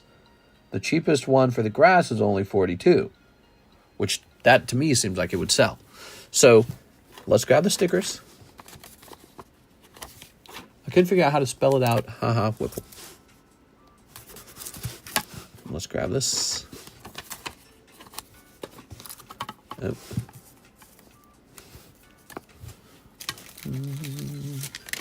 So we got some Sealdos cards up here. Are you guys excited for that? Please hold your excitement. Oh, because the electric one has Pikachu on it. Look at that Pikachu. That's why. That's why. The grass one, of course, is boring. It has Tangela, Victory Bell, and Vileplume, but this one actually has Pikachu on it. Okay, well, if the cheapest price on it is 170, we're going to bring ours way lower to 120. Okay, so that's what we're going to do. Okay, and this one has Mr. Mime, Kadabra, Alakazam on it. And so this one's really boring, though. All right, there we have it. Brand new slabs, priced up. You've never seen these priced before. This is the first time having them priced. Those are old Sealdos cards, printed by Bandai Namco.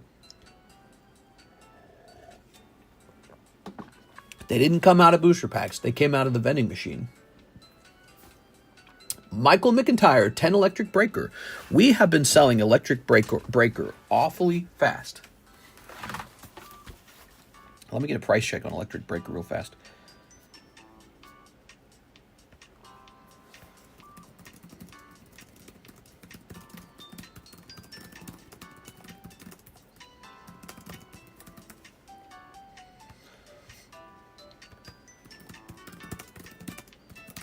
Okay, give me a minute here.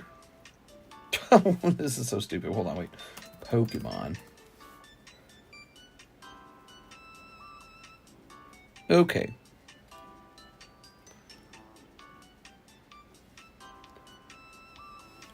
It's Pikachu. Send a petty message. Someone could have ordered it before. Could you use my store credit for 12 Surging Sparks? It should come out to $90. That sounds fun. Yeah, we could probably do that. All right.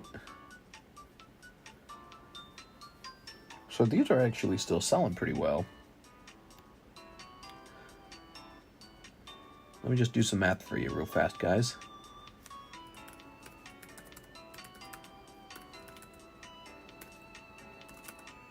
All right. Oh, yeah.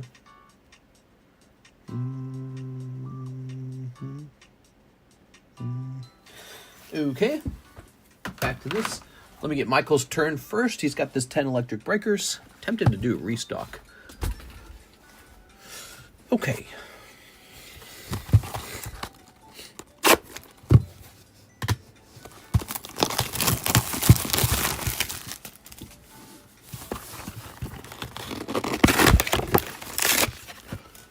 All right.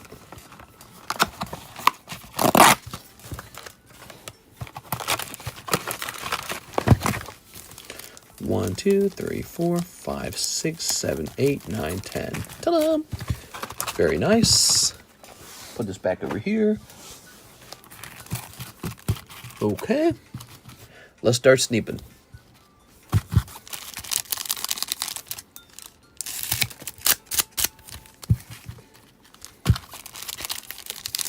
And sneeping this.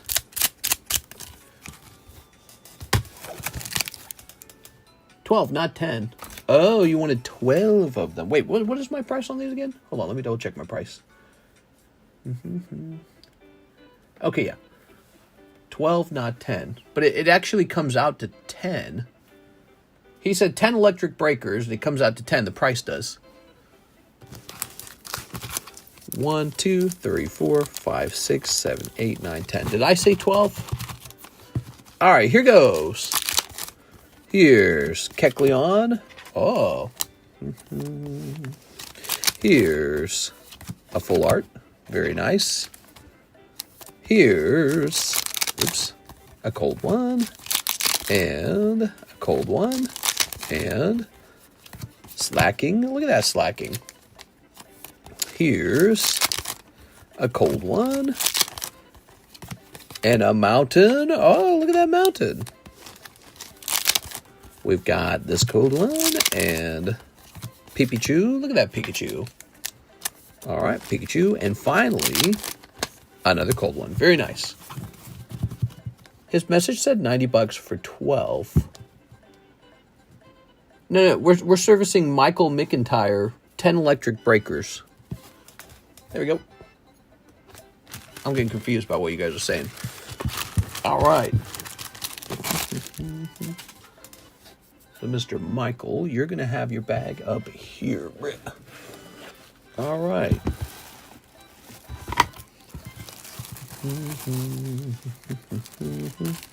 Ta-da! Yay! No Pikachu SAR popping out, though. Tammy Lowe, another 3 boxes of Frieren. Oh, you like the Frieren. I'll go get some more Frieren. I'll be right back.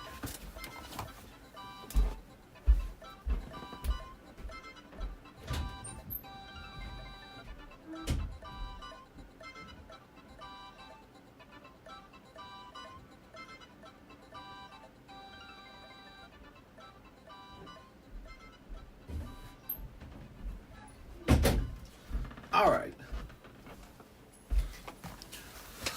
Whew. There we go. All right. Good luck. My Tammy going deep, man. Snipping this. Getting this popped open. Okay. Okay. Any Terra pulls today? Today, I'm afraid I do not have Terrastal Festival. It makes me very sad. There we go. Put this here. All right. It's you know, it's supposed to be my fault. I'm supposed to get this product on time. I ordered the product months ahead of time. Well, not months, but like a full month. And I guess the guy I ordered it from just can't get it to me before, you know, the day before launch or the day of launch. So just how it is. You know, when I scrolled through TikTok, everybody on TikTok's already got it. So I can see how important it is to have. And I just don't have it. It bothers me deeply. And I am, once again, looking for... You know, so I've gone through 2 Japanese vendors now. I'm on this current one. And it's just not here fast enough. So, you know, a 3rd Japanese vendor would probably be smart. Got to find somebody who can get the product out in time.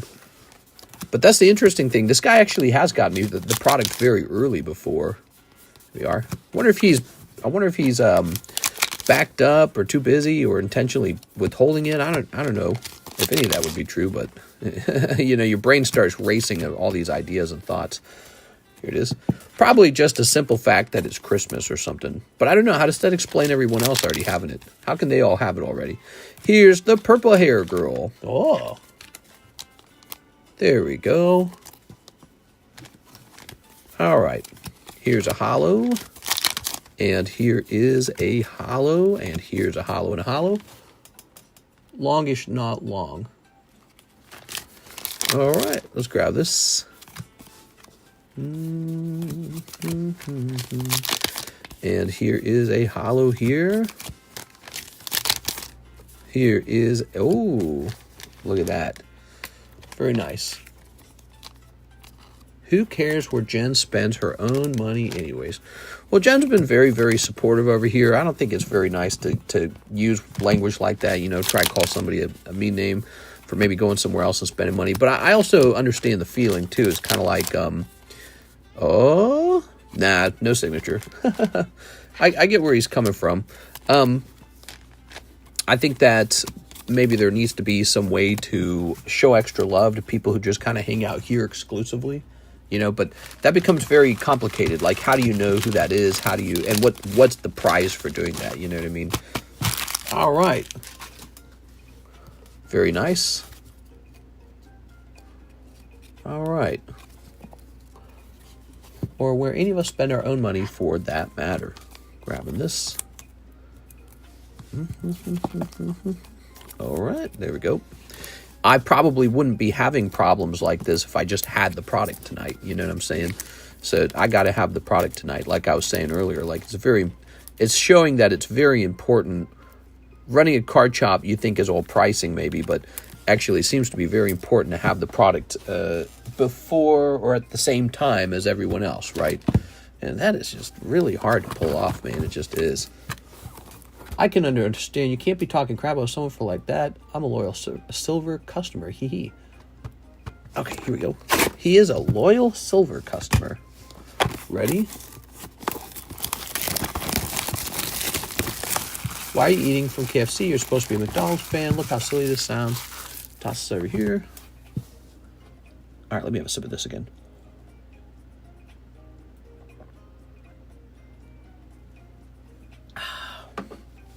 All right. I spend mine on coin-operated rides in front of grocery stores. There we go. All right.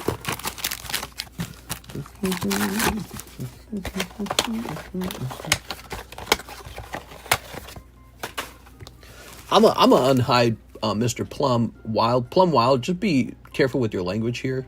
But I don't think he was trying to get himself banned. There's no like rule about, you know, what you can say in that regard. We don't have rules like that. But yeah, just be chill, man. I'm going to snip this. Twerk stream face reveal soon. That's right. That's what it's coming down to, guys. I am going to have to get breast enhancement, right? And then I'm going to have to start twerking. I'm going to have to do it. Mr. never shows extra love for me. I like you a lot, Mr. Then why don't we just go ahead and make you a moderator? You're here all the time. I've been thinking about picking a new moderator. Would you like to be mod? There we go. There we go. All right. Tossing this over here. You're here super consistently. Super, super consistently. And you've been here for a long time, too. All right. Mod me. Pokemon. Wait, did I do this? Did I do this correctly? Oh, yeah, I did that correctly. All right, there we go. Or One Piece DBZ all in general. Here's a holo. Japanese is generally cheaper for Pokemon unless specific waifu cards. Oh, look at that. All right, here is Flight Magic. And here's a holo. Now Tim needs to go through all the rules. Yeah, actually, you know, if you don't have to be moderator if you don't want to be Mr. Thim, but, you know, I've been thinking about making you mod for a long time if you didn't know that. And so if you're a mod over here, you can be mod in the Discord too, both places. And then I can show you all the rules and all that. All right. Don't make me mod. I'll ban any and everyone. Would you? He's abusing the mod powers. Japanese Pokemon cards quality is top notch, though English quality is trash. Excuse me. All right, what we got here? We've got a holo. Oh, the Elder Sage of Corruption, Qual. All right, here's a holo. And here's a holo. I was banned from another stream for saying Moltres serious PTSD. It's a scavenger hunt. Where is the rules for mods? It's in Discord. There we go. I don't think there's an official rule book for mods in the stream. But in Discord, there's some mod rules for mods over there. I'll rob the Poke Center for you, says Gilbert. What? That'd be so nice. All right. Here's this guy as well. Very good. So I believe we got one more box to try for that Siggy. We need a Siggy. So English cards sell for higher. English cards seem to be doing well over time. All right.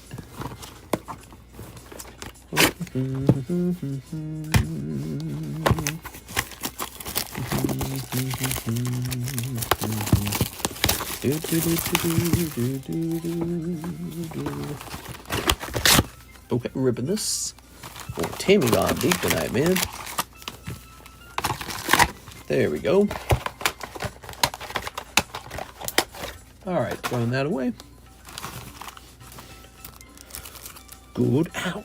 What the? God. Arm hurting. All right. Let's start snipping these.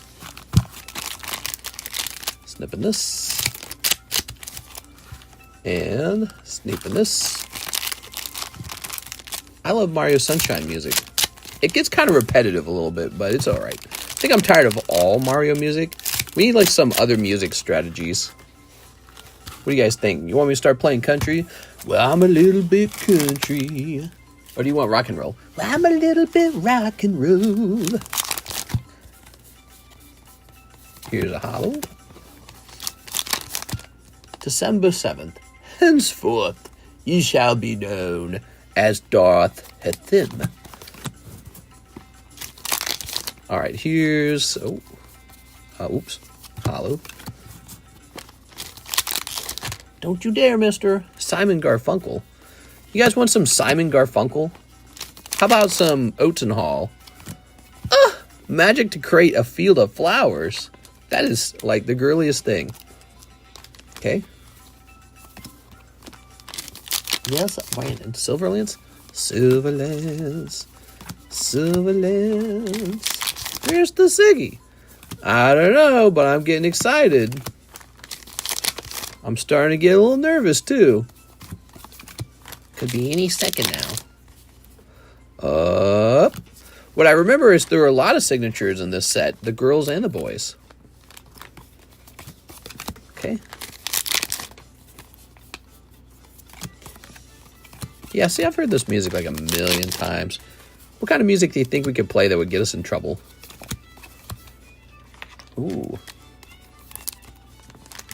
Alright, that's it. Oh, Tammy, I'm sorry. Just wait, Tammy. LaFlame's going to come in here right after you and pull double SSPs. One box after the other. It's going to be one SSP and then another SSP in the second box. Just missed her in the sound of cardboard. That's it. That's it. ASMR stream activate.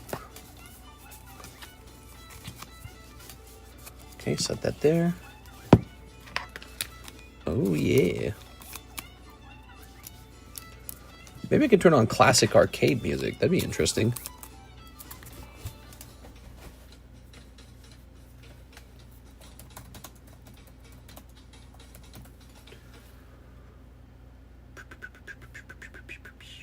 One hour arcade gaming music?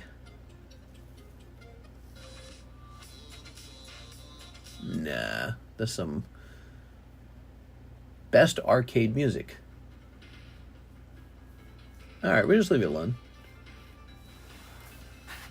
It would be cool if we had sort of like some like arcade lighting too, you know, almost like the room is dark, but we got like flashing lights and stuff like that, and it's like all kinds of crazy colors. That'd be cool. I wonder how much my card shop's selling their first edition Jungle Box for. Nice and cheap. Go scoop it up. All right, this is for our friend Jen. Oh, did I say Jen? Our friend Tammy. There we go. All right. Let's grab this. That's because I started looking for the bags. Original Mega Man music. He wasn't an original arcade game. He was definitely like SNES or something, right? Or Super Nintendo. There we go. There he goes again. Hey! Jump into our Terrastal Festival box break. One person pulls a whole box of Terrastal Festival for $15. Let's get this rotated. So we got a couple new slabs up here. Oh yeah, the Star Wars break. You think this will last forever? I wonder if this would ever actually end. Star Wars. Ow. I have like a sore muscle on my arm. That sucks. Here's Gyarados. And Legend Maker Neo. Legend Maker Neo. Here's Poker. Here's Vileplume. Wow. Too many poker cards. Next up, Zen Collectibles. Slab away Karen's Umbreon. Here it is, Zen Collectibles. He has finished a number of high-end Slabaways, and he is starting a new one today.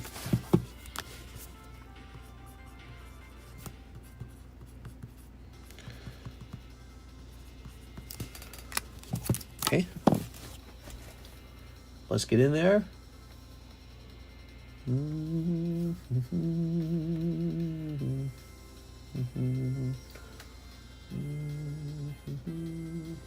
You'd be right here at the end, wouldn't you?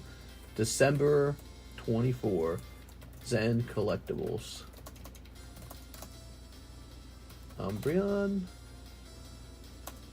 versus... And wait. No, the price was this, and then it comes down by $20. Boom. All right, there it goes. Wow, that's a big one. Good luck. That's a big one.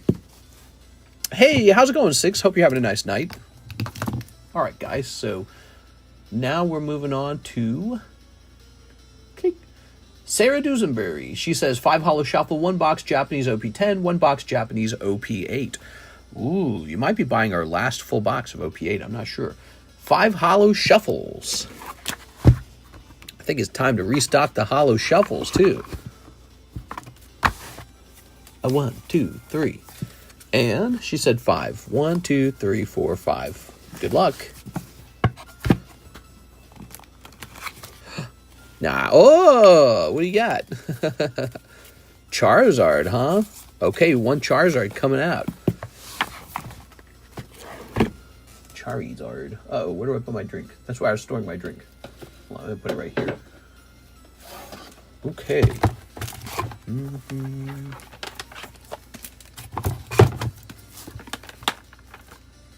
This one? Ta-da! Ooh, not bad. Okay.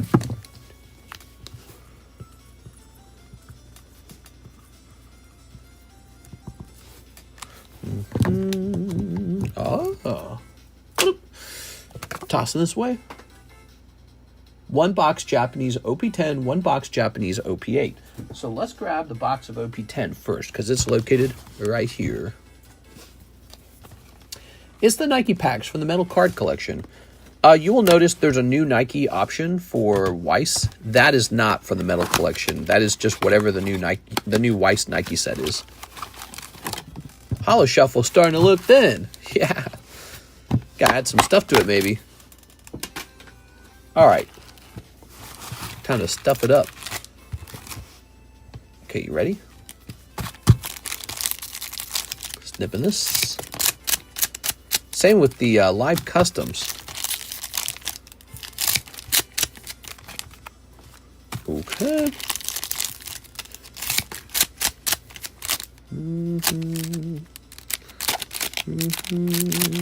Oh, come on. This whole pack won't open. Are you serious? Ah, there it goes. Okay, expert pack opener here.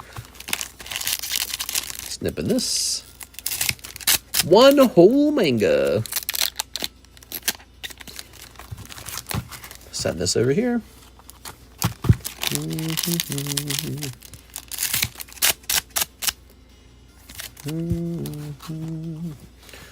All right.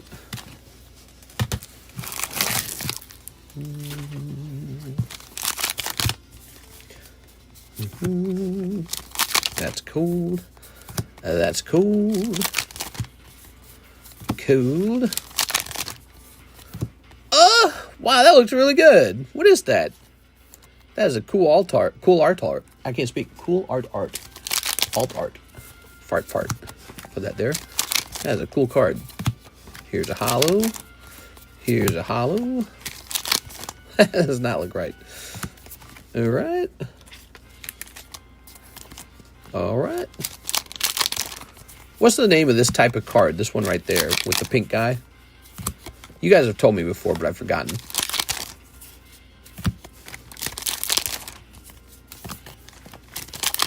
Okay, here's an SR. One Piece continues to sell through, man. People love One Piece. Dawn card.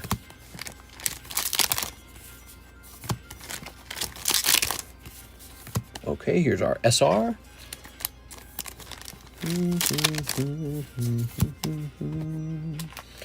Pink-haired girl. Oh, the Hat Man. Look at that guy. That's a double hit box, everybody. Think about that. So that is called a Dawn card. Okay.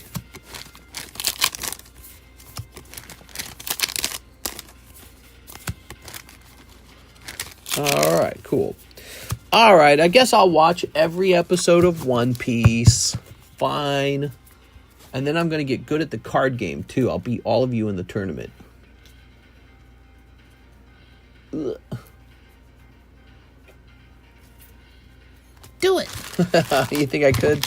I don't think I could handle it. There we go. Okay. Let me go get... You guys would have to watch it with me because you'd have to explain what's going on the whole time. You think you could handle that, Sarah? You'd have to be... And that's that character doing this thing. You'd have to be like that. All right. 100-ish episodes? Just 100? Nothing. All right. Whoa. So that seems new. I believe in you, mister. I believe in you. go. Oops. I don't think you can get through the first season. There we go. Probably not. I probably wouldn't have any clue what's going on. All right. Oh, what is this music? Metal Slug. That sounds terrible. Let's go back to Street Fighter. Street Fighter sounds good. All right. 1,000 plus 100. Oh, that's easy. That's like 1 or 2 minutes. Just got to watch it on 2 times speed the whole way through. And skip filler episodes. All right. All the characters are talking. Blah, blah, blah, blah, blah, blah. I feel like Mr.'s the type to ask questions while the movie's still going. No, I'm not. I'm actually not. And I know somebody who is that type. Karis is that type. She's so annoying, dude. So why is the bad guy like that? Shh. I don't know any more than you do. Stop. So why is this? Karis does that relentlessly. The show will like present you a question like, who's it going to be? Person A or person B? And then she'll be like, who's it going to be? Person A or person B? I'd be like, yep, that's the question. We're supposed to wonder it. But she'll be like actually asking as if I know the answer. I was like, I don't know any more than you do. What do you want from me? Okay, here goes. Here's a holo. No way, bro. But I do talk during here's something that you will get in trouble with me. I fast forward. You will not like me because I'll fast forward. I'll be like, this is boring. Let's see, Rayleigh. I want Rayleigh, bro. Give me some Rayleigh. By the way, look at that. I have no more sealed boxes of OP-8. All I have left is whatever booster packs are left. Speaking of which, what booster packs of this do I have left? I have a mostly full box. We are. So this is a mostly full box of one piece OP-8. And then I'm out of OP-8. How nice.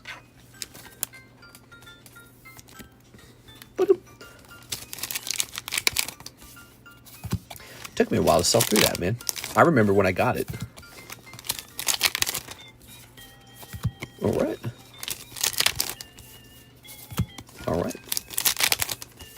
All right. All right. All right.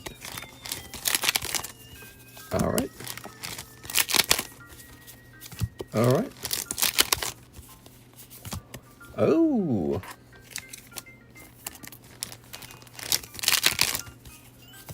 Uh-huh. Ta-da! There's the Dawn card, right? Popping that in there. Man, I did not know what music is playing. I'm turning on some good Teletubbies music. Teletubbies. Ooh, I'm having a pain in my left arm. It's really bad. It's kind of annoying. Okay, here's a holo. Hold my arm at an odd angle. Maybe it'll stop. Okay, and there we have it. Whew. That's Sarah Dusenberry. Thank you, Sarah. How do you feel about that round? So there's no more sealed boxes of OP-8, guys. Just an open box that is mostly full. Ooh. Oh, this music was Mario Kart? That's what you're saying? I see now. Now I see. Okay, bring this down here. Miss Sarah. Puzzle Bobble. Might be Puzzle Bobble. I feel like Tammy's the type to eat all the popcorn. Tammy's the type to take the bucket of popcorn and eat it all for herself.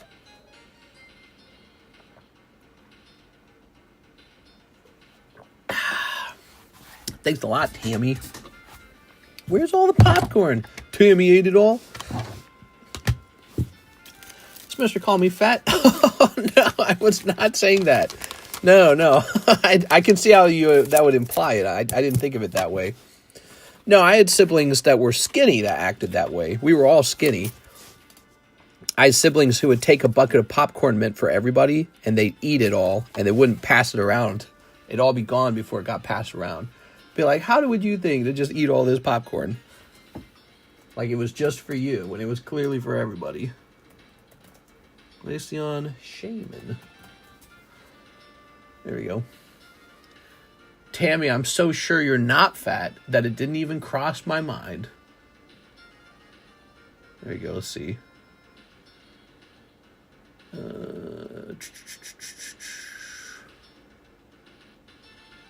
Okay. Wow, this is a cheap Glaceon. It's 12.24. I'm actually really fat. You're a little fat. I'm beating up on you.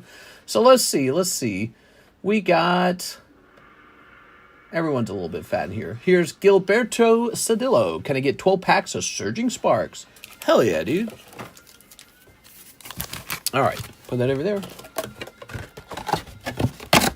All right.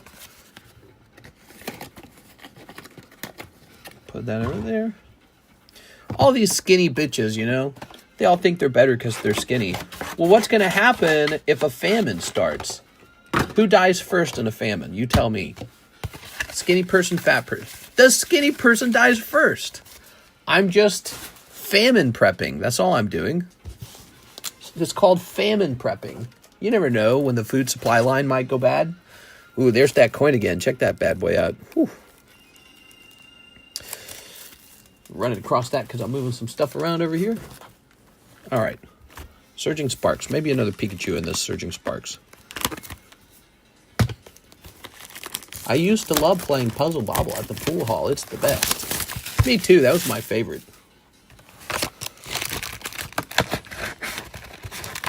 I'm just stocking up for the cold winter, you know, like a bear. Hibernation. All right.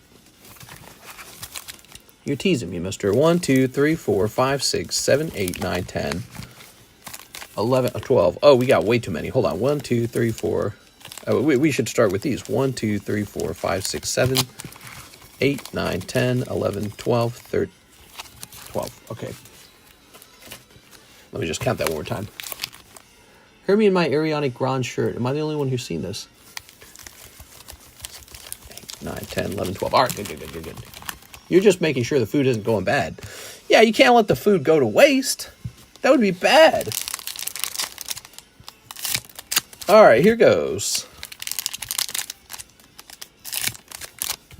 Snipping these. Snipping this. Snipping this. Snipping this. And snipping one more.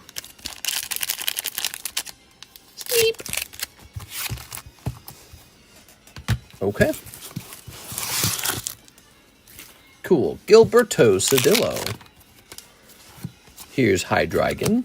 Oh. Tauros. Okay. Chien-Pao. Terrapagos. Larvesta. Ooh. Okay, there's Helioptile. Here's Archelodon.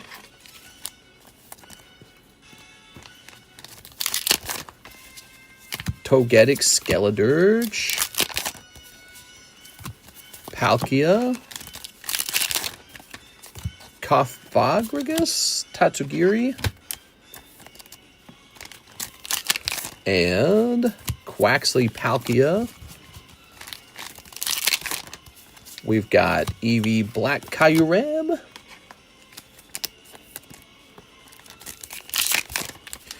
And Slackoth Raboska. Whew. Tossing this away. Very nice. Let's take a look at that. We've got Black Kyurem, Tatsugiri, Archelodon, Larvesta, and Hydreigon. Ooh, so nice.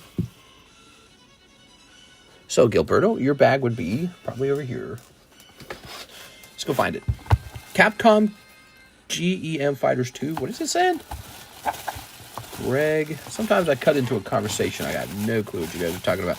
By the way, anything interesting going on in the news? The news?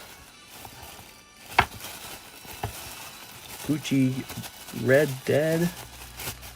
Gavork. You must be over here. Graham Nielsen, Greg, Grant, Gargoyle. Boy, Gargoyle, he used to be busy over here. He's kind of been missing for a while, huh? Where do you think that guy went? All right. Not really news, but S&P 500 is going up. Well, it's been going up for a while, hasn't it? When's it going to crash? It's got to crash one day. Can't just go up. Hey, what's up, Mr. LaFlame? Oops, Cedillo. On 12.24. There we go. Listen to this music, man. This music's cool. I'm getting all hyped.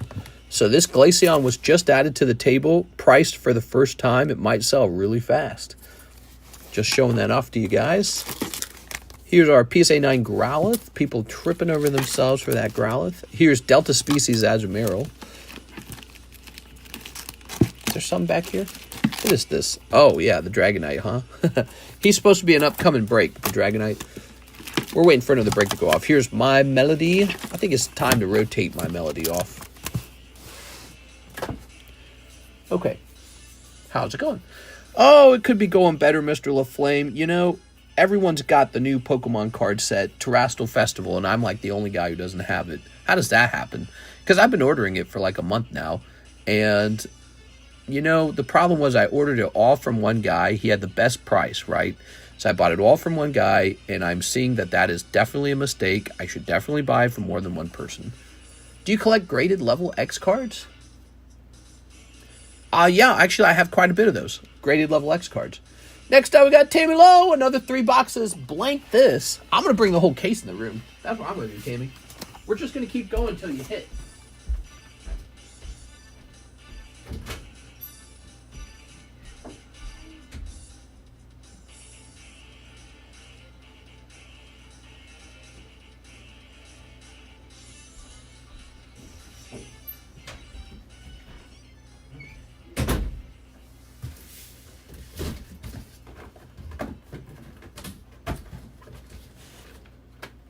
All right, here we are. Ugh. Okay. Dope. What? Any hits today? Nothing unusual so far. Nothing really crazy like the other night. Oh. Let's not have that sitting like that. There we go. Okay.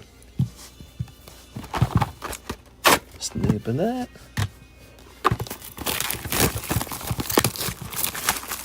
Oh, we've got a new break. Did you guys see this one?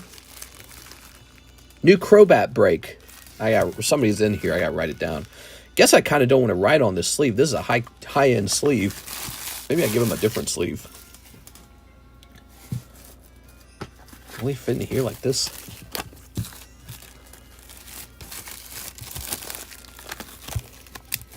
All right, so this is up to 1. It's a high-stakes break for a Crobat box topper. Pretty unique item. Can't actually be opened out of a booster pack. So that's a pretty unique item. Okay. Oh, it's kind of plopped out. What's sad is a lot of those Level X cards, and see how much of those go for. I just silently weep. Oh, yeah, I know what you mean. Yeah, definitely. I mean, the Level X cards are cool. I got 2 Charizards. You know, buy one of my Charizards from me? I don't need 2 of them. I got 2 Level X Charizards. I think they're like 4,000 a piece or something like that. Ready? Snip this. And snip this. Okay. And snip this. Lovely.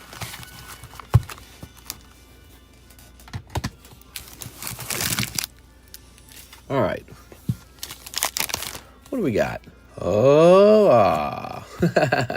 I thought maybe you had a Frieren signature from Frieren herself. That'd have been cool. Okay. Here's a holo. Here's a holo. Here's a holo. Okay, here's a holo. Oh, look at that. So nice. Okay. Here's a holo. Here's a holo. Here's a holo. Any other level X cards you got for sale? You did it. I did it. Look, guys. Here's an actual nice pull. Wow.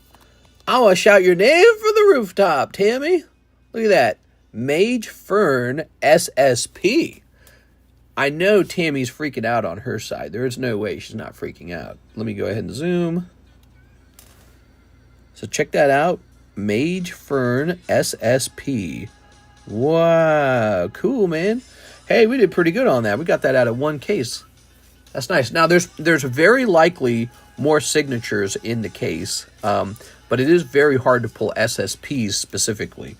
So she got an extra good signature on her hands. About time.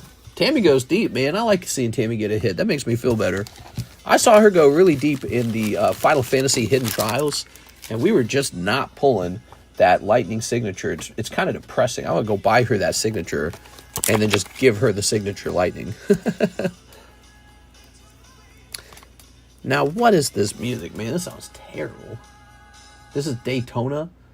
Best arcade music. Nah, give me that Mortal Kombat. Mortal Kombat.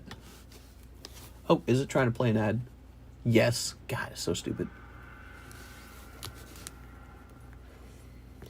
What a treat tonight. All right, you know what, Tammy? I'm cracking out the Honey Nut Cheerios. Let's go grab this. We're having a celebration. We're about to get crazy, guys. Okay. This is going to say Tammy pulls SSP English Frieren Sig.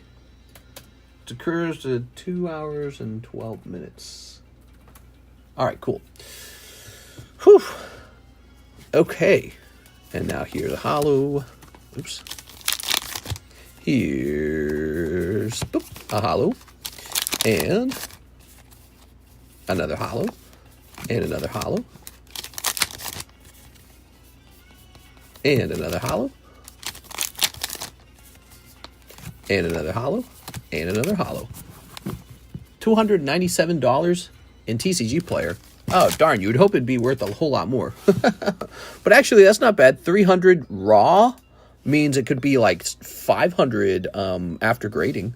And then you still got all the other full arts that you pulled along the way. So those don't have zero value. Those have a value. Some of those might do quite well as 10s, actually, selling around $70, I bet. So don't underestimate a good full art. That people really like the artwork. Because if you do the work again in graded 10, then it can flip easily. Also, I like these. This is nice. Every now and then, a good promo can sell for good money. You keep close attention to the promos. All right.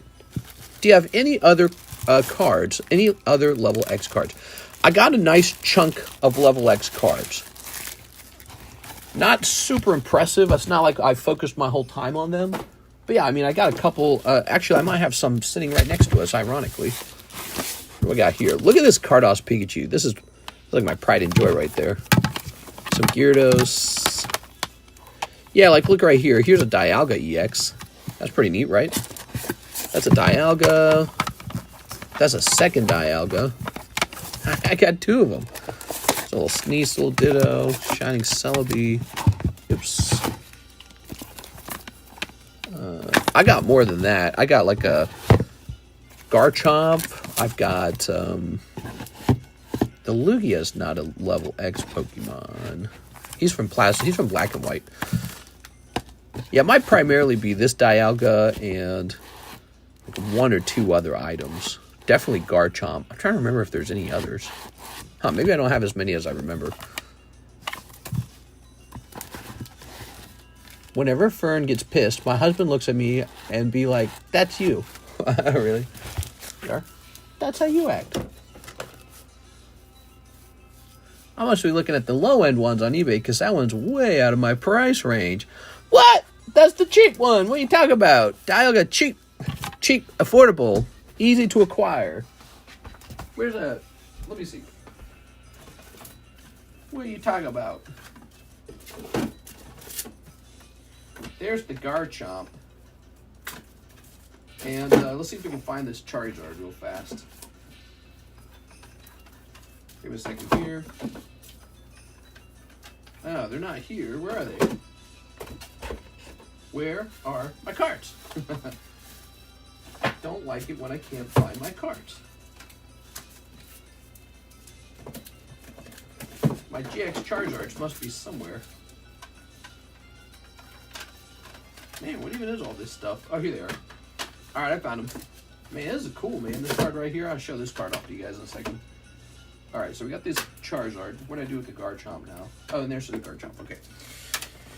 So this is the majority of my level 10 cards. Not this, I just brought him over because he's cool. Look at this.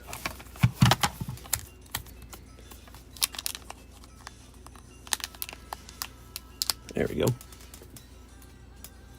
I'm just a peanut peasant. So there you go. Dialga. Garchomp. Charizard. Huh? It's nice, right? Cheap. Affordable. Not even at all expensive. Okay, who's next? We have an order from Click. Matthew White. Slab away on Rhydon. Oh, slab away payment. Okay, that's easy. What does the Garchomp go for? A lot. Like over 1,000, I'm pretty sure. Like, you didn't like the Dialga. The other one might be more expensive. Because the Garchomp's more recognizable. Okay, Matthew White, Brock's Rhydon, going down by $50 to $325. Gosh, I wouldn't mind pricing up some expensive slabs tonight. I've been really terrible about that. I've not done a good job of that. Tammy, I'm putting that in the Cool Kids box. And you'll probably get a clip for it, too. Mike Side and I have been looking for some new clips, man. We need some clips. I still have 2 more boxes. Mr. Scamming Me. Oh, no, it's the TheCardconomist. Here we go. You pulled such a good card. I thought it was all done. My brain was like, well, that's it. Oh, wow, good job, Tammy. All right, 2 more boxes for Tammy. Give me a second here.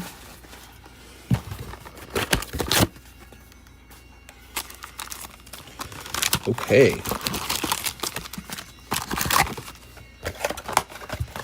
Do you accept Hawk to a coin? Hawk to it and spit on that thing. Of course. Who wouldn't accept Hawk to a coin? Dude, when are we going to set up TCC coin on the Solana network? Where's LaFlame? Wasn't LaFlame here?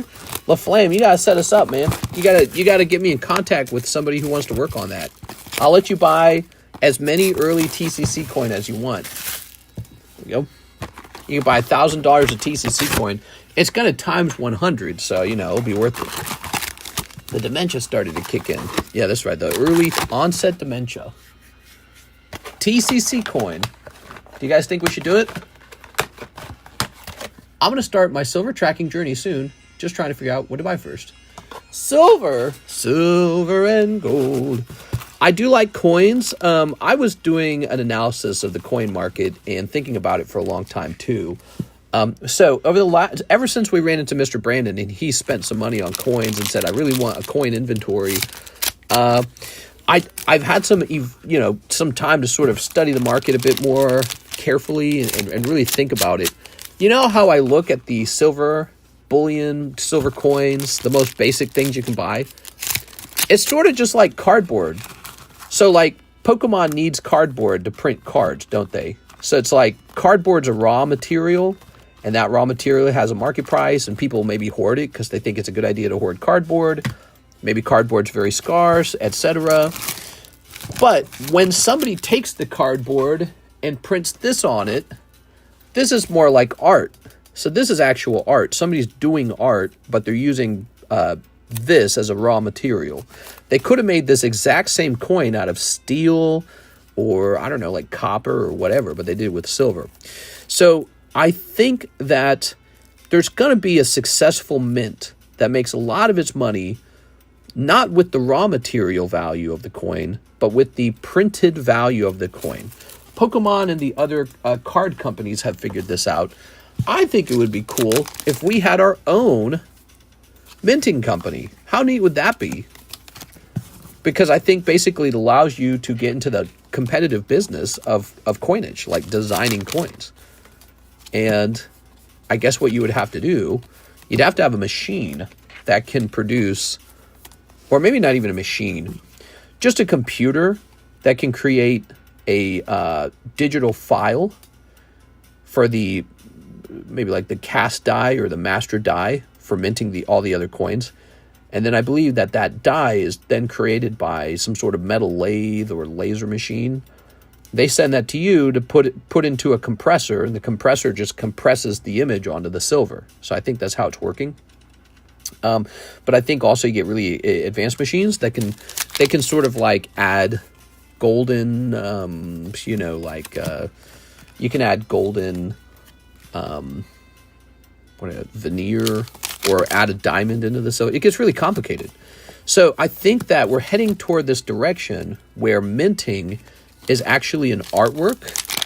And all that really needs to happen now is a company needs to make art so good that it has a similar effect to like Pokemon, which they've not accomplished yet, in my opinion. So coin minting has not reached the level of cardboard printing or card printing. Hasn't reached that level. I don't know how you get to that level, but they're not at that level quite yet. They're not at that level. You know, they're still coining, they're still minting things like, I don't know, the Greek Roman gods. Oh, it's look, it's a silver coin of Artemis with her titty popped out. You know, it's like, that's fine. I get it. It's just not quite there. It's not at the level of like card printing. Card printing gets really, I mean, look at the whole advantage here, like the story and all that. So I think some of the best collectible coins I've seen are vintage ones from the past, and then ones that use already successful brands today. Like Star Wars is a great example. There are Star Wars coins that you can actually collect. So we can get collectible Star Wars coins onto the menu, but it all gets rather complicated. It really does. It gets complicated. The whole idea of distribution and sourcing, it doesn't seem like there's much room for a middleman. It seems like the distributors just directly distribute and make all the profit.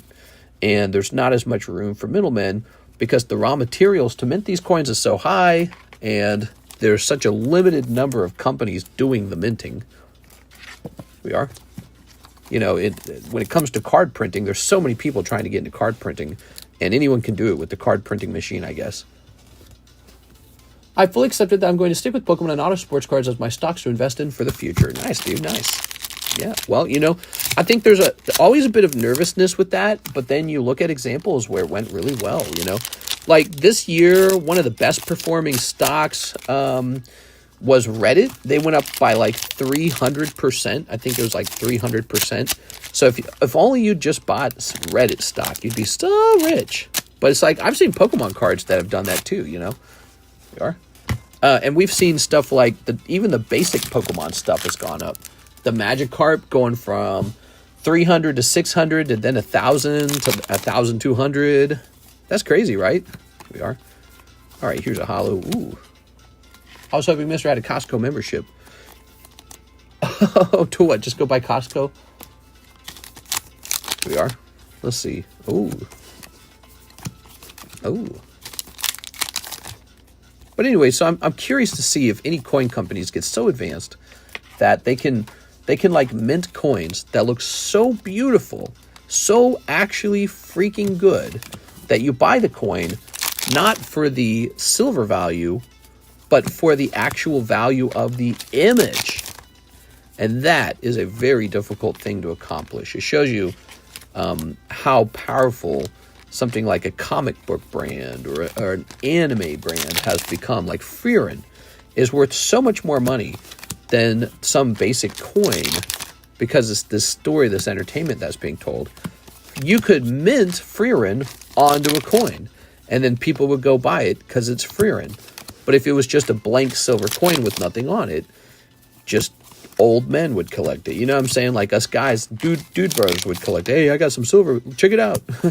I got it near the what's the term again for it? I got it near spot price. You know, just be some guy talking about his coin collection, right? We are. I was hoping Mr. had a Costco for the gold and silver Pamp Swiss bars. I've heard about that. That gold is done very well at Costco. It's a fascinating concept. You are. All right, there we go. Tammy Lamb. Here are my thoughts, Tammy. By the way, this one's a good one, Tammy. I like this one.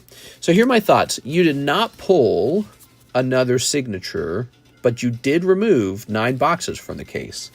So I think 9 boxes is almost half the case and only 1 signature. I think the box is hot. There we go. No more SSPs, though.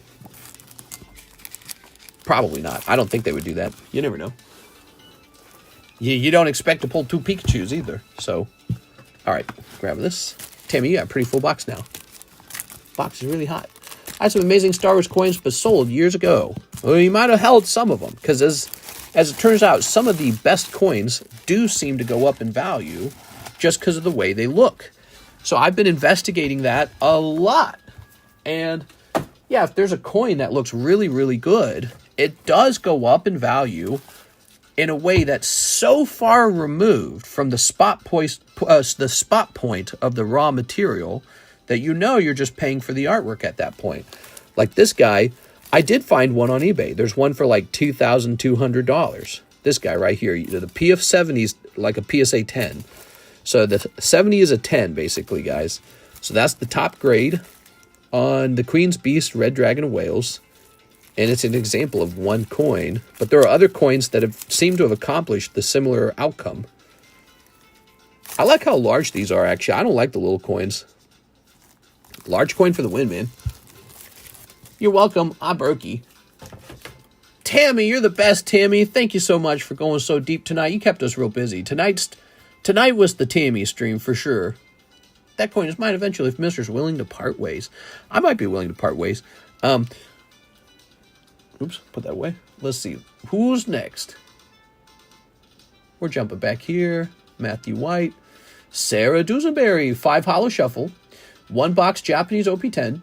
4 single packs of Keiju number 8. Sarah! Oh my. All right. We have to stop meeting this way, Sarah. Tam is awesome. That coin is mine eventually. A 1, 2, 3. A 1, 2, 3, 4, 5. Oh. Dang, I feel like this Glaceon should definitely go into the Holo Shuffles. Ooh, that's a cold round this time, Sarah. Sarah, I'm going to get this Glaceon in there. This is such a nice card. So that's 12, right? We need 12 holos. 1, 2, 3, 4, 5, 6, 7, 8, 9, 10, 11, 12. He's affordable, and yet he's a graded 10, and yet he's also an evolution. He's just too nice. He's got to go in. Glaceon 10. Like that. Huh? Okay. So now we got a good card in the box. That means now I can add a sort of junky card to the box. That's how that works. Good card, junky card. Put that back up. What do you guys think of this Blaziken? He's also from Team Magma. Pretty neat. Okay, 1 box Japanese OP-10, 4 single packs of Keiju. Let's crack that Keiju out. Here's 1 Keiju. We need more Cashew, and we need more OP-10. I'll be right back. All right. Here, let me move this out of the place. I got this cup. I'm going to get this cup out.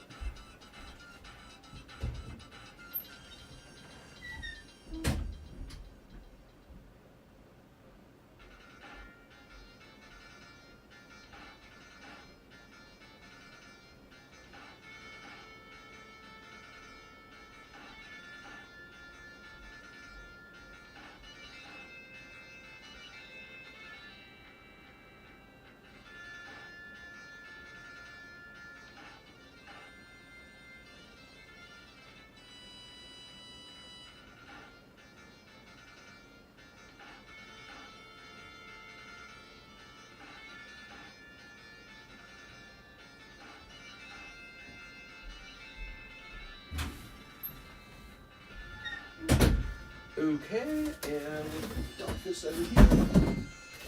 And we'll grab one of these. Nice. Okay, I'll just set these boxes down. Ta-da! I'd love to open a box, but man, I have terrible luck. You're never going to change that unless you open something. The only way to change that perception. Oh, I never finished filling up, hold on. 3. Nice. And let's put this over here. Okay, Kaishu's ready to go. I never finished filling up the classic collection with the second round. We gotta get that done, guys. Okay. Oh, I should have grabbed more sleeves. Oh, I'm done. I had a chance to grab more sleeves and I didn't take it. Send those orders in, guys. It's only 4:40 a.m. in the morning. Friday night. We have a very terrible show out tonight. Obviously, the main reason, starting way too late. We started at 2 a.m. The second reason, probably no Terrestrial Festival. A lot of Pokemon card collectors want that Terrestrial Festival. Notably, the majority of the orders tonight have been non-Pokemon orders. When is the Weedle Slab gonna run? Well, it will run tonight. There we go. Okay. Tammy keeping us busy. Tammy, I'm praying to the gods we get that Terrestrial tomorrow. But I'm scared because this guy didn't answer me. He still hasn't answered me? Man, that worries me. Let me ask my...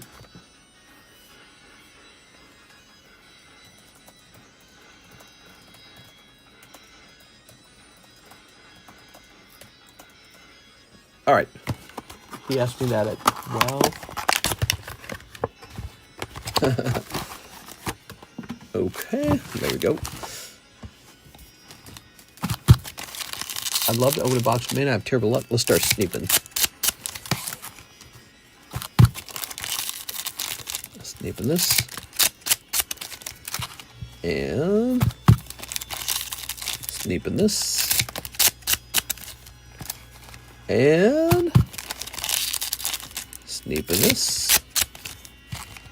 And sneeping this. Very good. Ooh.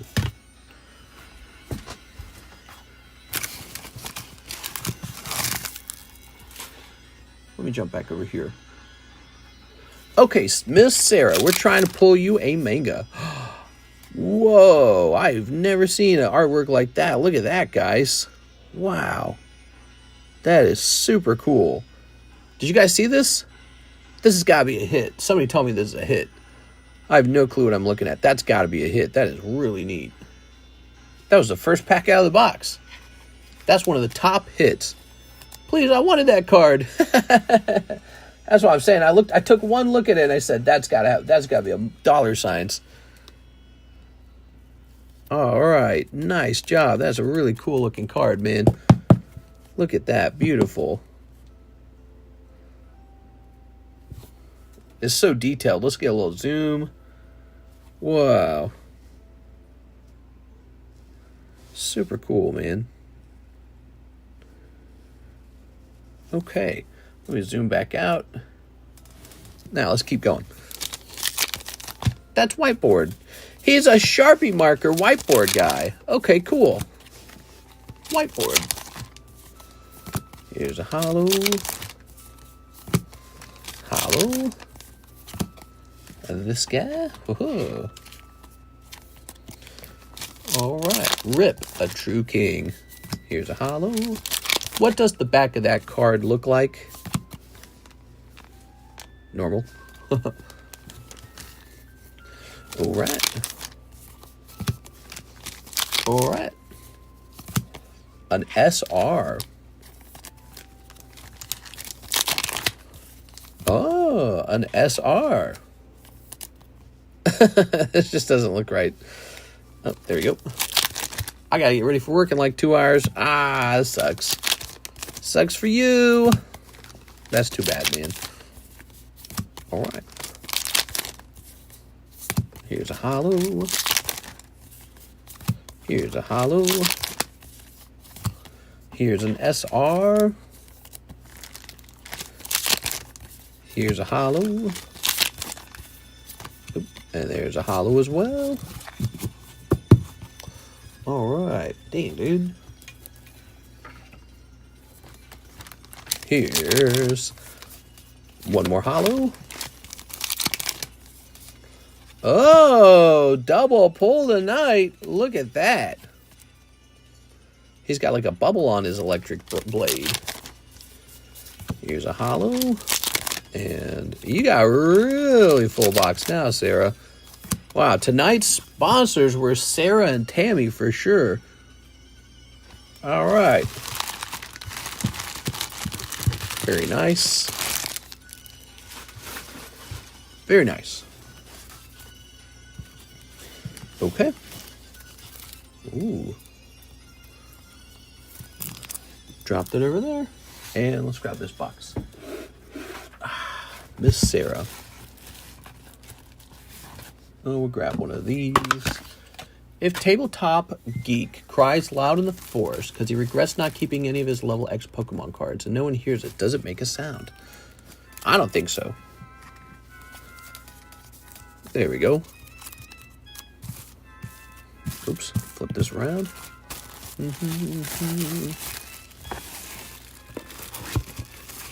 All right. All right. Thank you, Sarah. Miss Sarah, thank you. Now I can pass out. Oh, you've been staying up all night? All right. Well, I don't see any more orders in the queue, but I'm not really tired myself. So I think what I'd like to do is take a moment and price up some of these slabs that have never been priced until we have no more. All right, so we got all these bad boys. You guys can send in any order you want to right now, and I'm going to get these priced up. So the first one's going to be this Tyranitar. I already know what's going to happen with this guy. He's going into the Holo Shuffles. 1, 2, 3, 4, 5. There we go. So he will be a Holo Shuffle pull. Any slab breaks close to finishing? Yeah, actually, the closest one is this one right here, Umbreon. So this is a lovely PSA 10 vintage Umbreon from 2003. He's a 1 in 11 odds, and he's up to 8. He's got 3 spots remaining. Umbreon's very close. 122 Tyranitar 10. All right.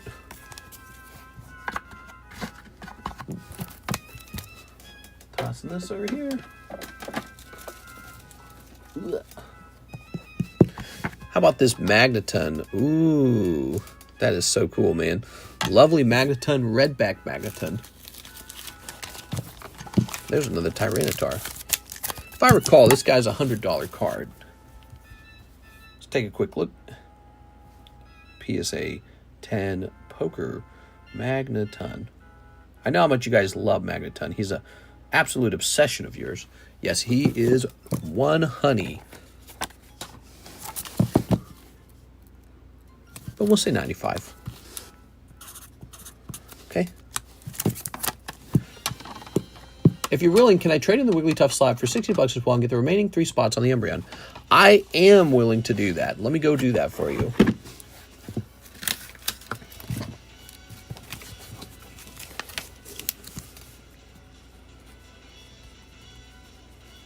Oh, and Wiggly. All right. That is a price where I'm willing to buy them back, even though they were clearance cards.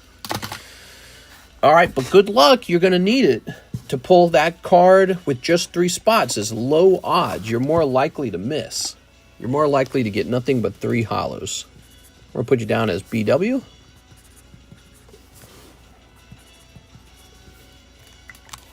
Okay. Ta-da. All right, good luck. Yeah, you could get really lucky, I suppose. Here's the Umbreon break, and let's go ahead and jump over here in our Discord server. Oops. We're going to go to the Breaks History channel. Breaks. Where, oh, here it is, Breaks History. And we are going to say Umbreon, which occurred in 24100. There it is, 2 hours and 40 minutes. Grab this. You know I like the suspense. Hee hee. You could miss. Let's count them up. 1, 2, 3, 4, 5, 6, 7, 8, 9, 10, 11. We're done. We are done. Okay. So we need these. We also need these. 1, 2, 3, 4, 5, 6, 7, 8, 9, 10, 11. There we go. There's just one pull this time. So I guess I will go ahead and add a pull as well. Out of one of these little boxes. That will be the pull added. Okay. Let's get it. These are always fun. The breaks. Okay, give me a moment here. Kind of hard to load the extra card. Okay.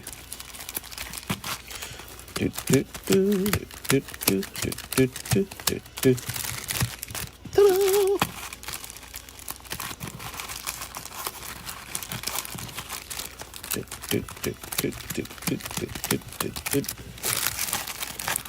I make the whole table shake when I'm moving my hands this fast. I can see all the shelves shaking. It's kind of interesting. I wonder if the table wonder if the table will ever break. All right, give me a number, guys. Give me a number.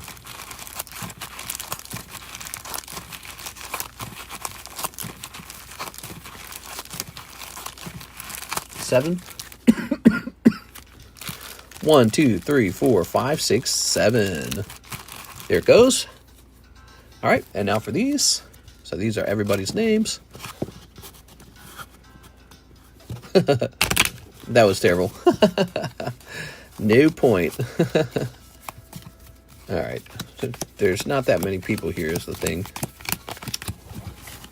I don't like my odds. Well, yeah, even if you bought half of the break, like 5 or 6 spots, that would be equivalent to flipping a coin, wouldn't it? You know, and a coin can land on heads or tails. So this is worse than flipping a coin. All right. You got about 25% chances. Okay, oops. All right, give me a number, guys. Give me a number for the list split. That's what this is.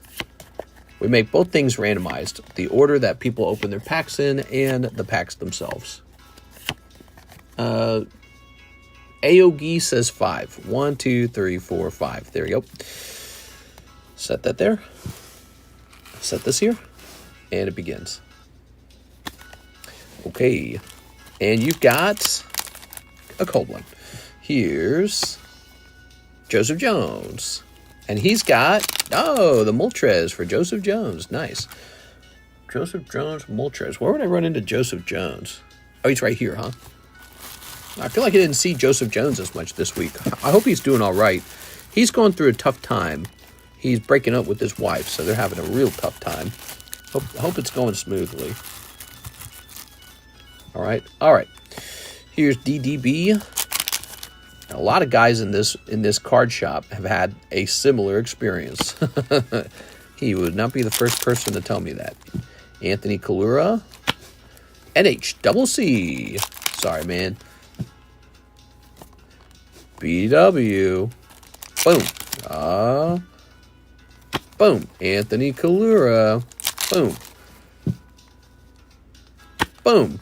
BW. Boom. Sven Johnson.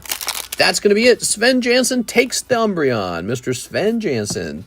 All right, all that has to happen now is the remaining packs have to line up, and it's a legitimate run. Sven was in there twice. And Zach Stekskowski. There it is. Uh-oh. I know, that sucks. Help, Sleepy Joe. Took my ice cream. No, not Sleepy Joe. The bane of the Democrat Party. When they get over and through with him, when they stop kind of, riding his 85-year-old peepee, they are going to hate that man so bad. They're going to be like, this guy, my own party gaslit me into supporting this guy so hard, and he was so bad for us the whole time. They're going to come to realizations with it, It's kind of like if you're in a fight with like your girlfriend or your boyfriend, and no matter what, you can't be wrong. My side's always right. And then later when you're like, ooh, I was on the wrong side this time. It's like, this time you're defending Joe Byron? Bruh. We got Gotham. Sorry if you're a Joe Biden fan. Here we go. I don't think he's super popular at this point. Here's Arctibax. Help. Chocolate chip. Post butt clarity. Something like that. Yeah, I agree. Post butt clarity. All right. Very good. Should have bought silver.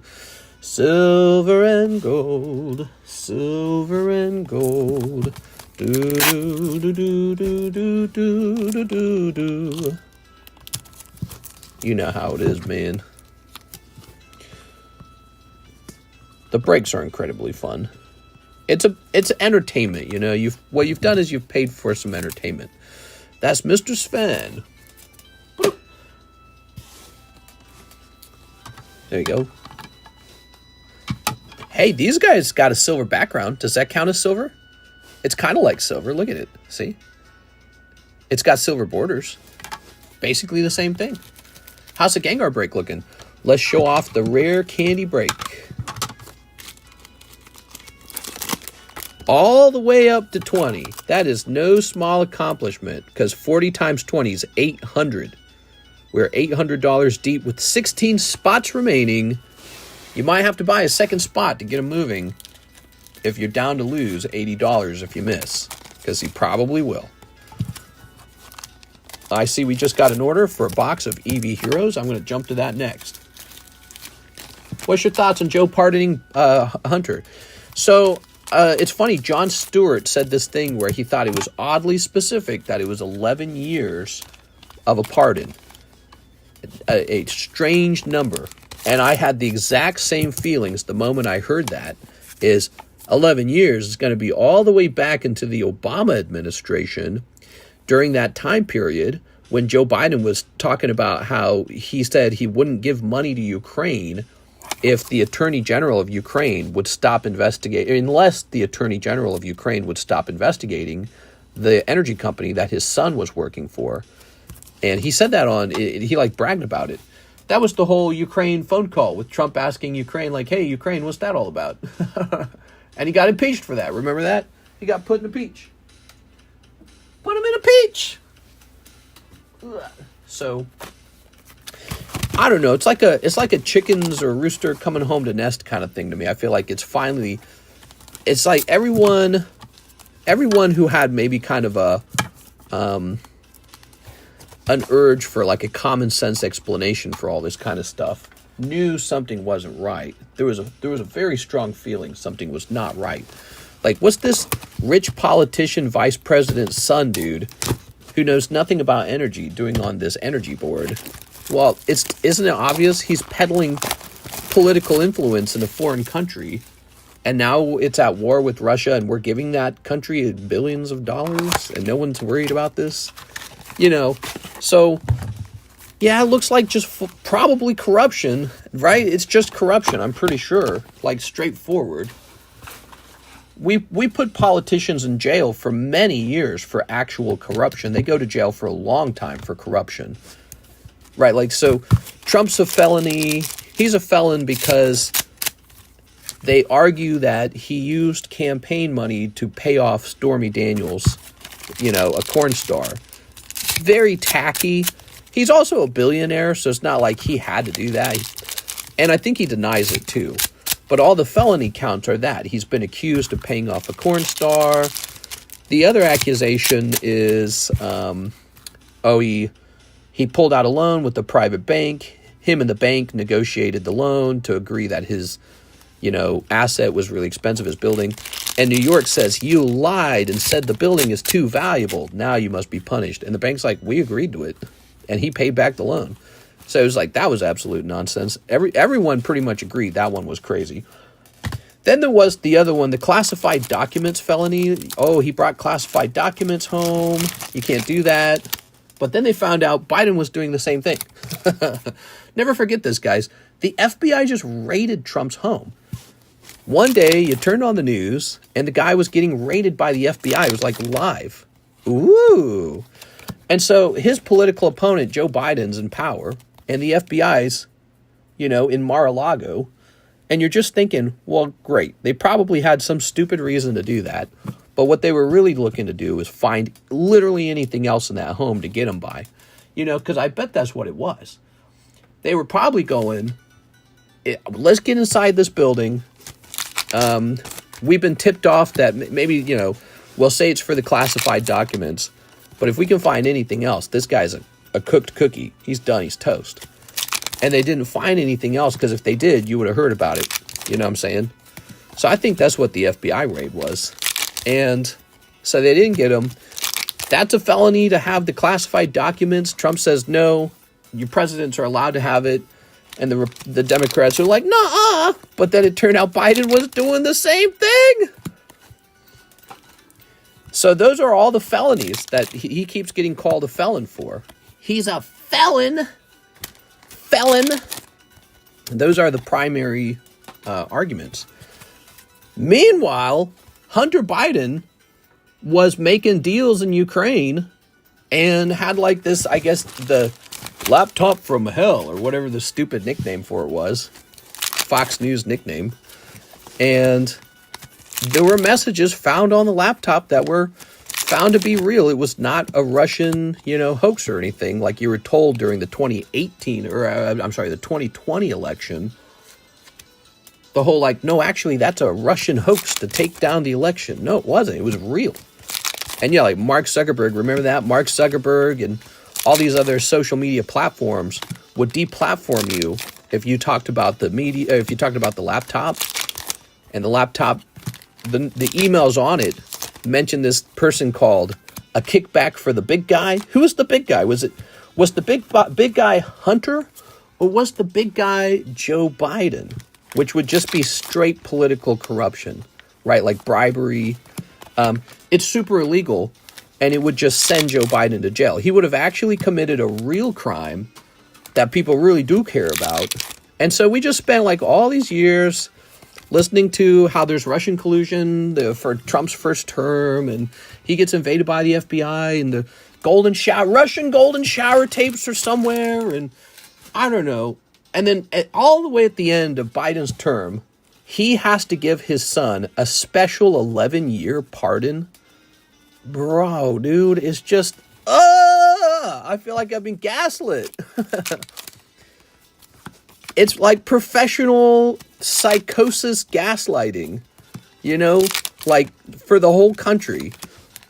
Trump's a bad guy. Also, my son needs 11 years pardon. Why? Don't look at his laptop. I don't know why. The laptop's fake. It was really crazy, dude. And again, I think Democrats, now that it's kind of over, they get a chance to really back off of arguing or defending or being like, "Oh, you." And they get to really think about him and be like, all right, let's be objective about how I really feel about this guy. He's a freaking, come on, dude.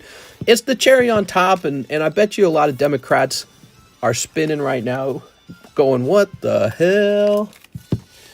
But those are my thoughts.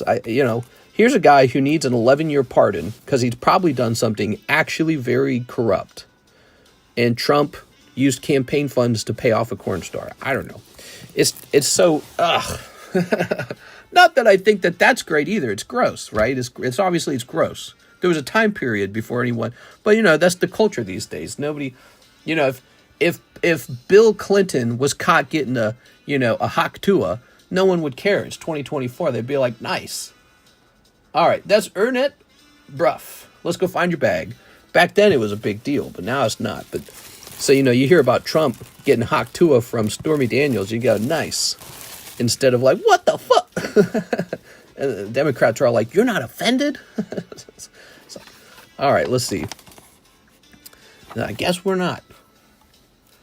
Am I mistaken, or did he also pardon Fauci? I did not hear that one. Hold on, let me look this up. So, Tyranitar. This is going to be 122 Tyranitar. So, I just got done listening to 4 years of how Trump's some huge felon, and then Joe Biden has to pardon his son for exactly 11 years. And the laptop uses a term that says, here's a kickback for the big guy. Come on, dude. It's too easy. Too easy.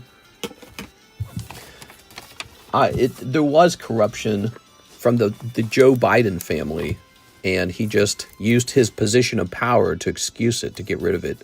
So if your son, did similar bad things, and perhaps you were even involved in it, you wouldn't get some special protection from the government. But it's all these compilations coming out on like TikTok and Instagram and Facebook and all the places, YouTube, all the places that have shorts. All these compilations of Democrats saying, nobody's above the law.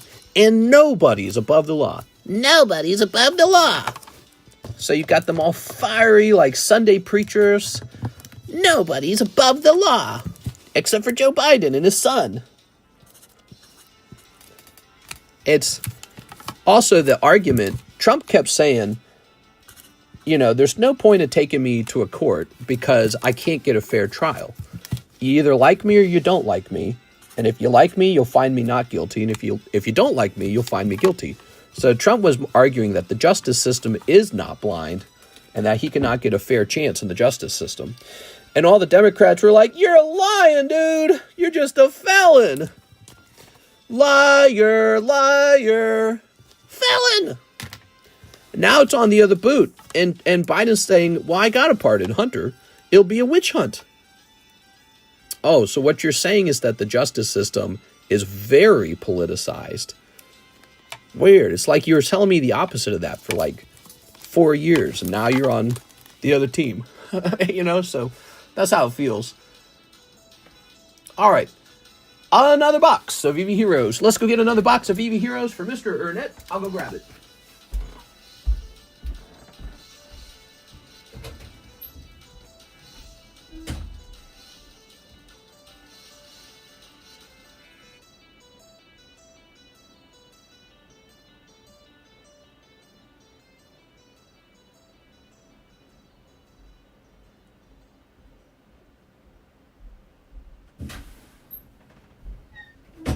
All right. Meanwhile, Nancy Pelosi's like the world's greatest stock trader. Her portfolio outperforms Warren Buffett. How do you guys feel about that? Nancy Pelosi's stock portfolio outperforms Warren Buffett by a lot. There you go. That's a crime. Oh, yeah.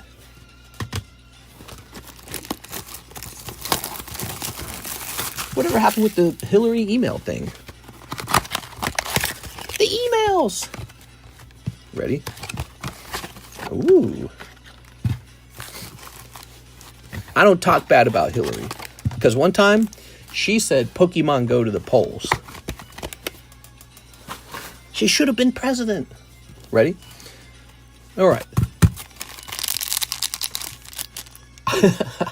I seen a edited video of Kamala holding Hennessy saying, "Don't let no one take your power away."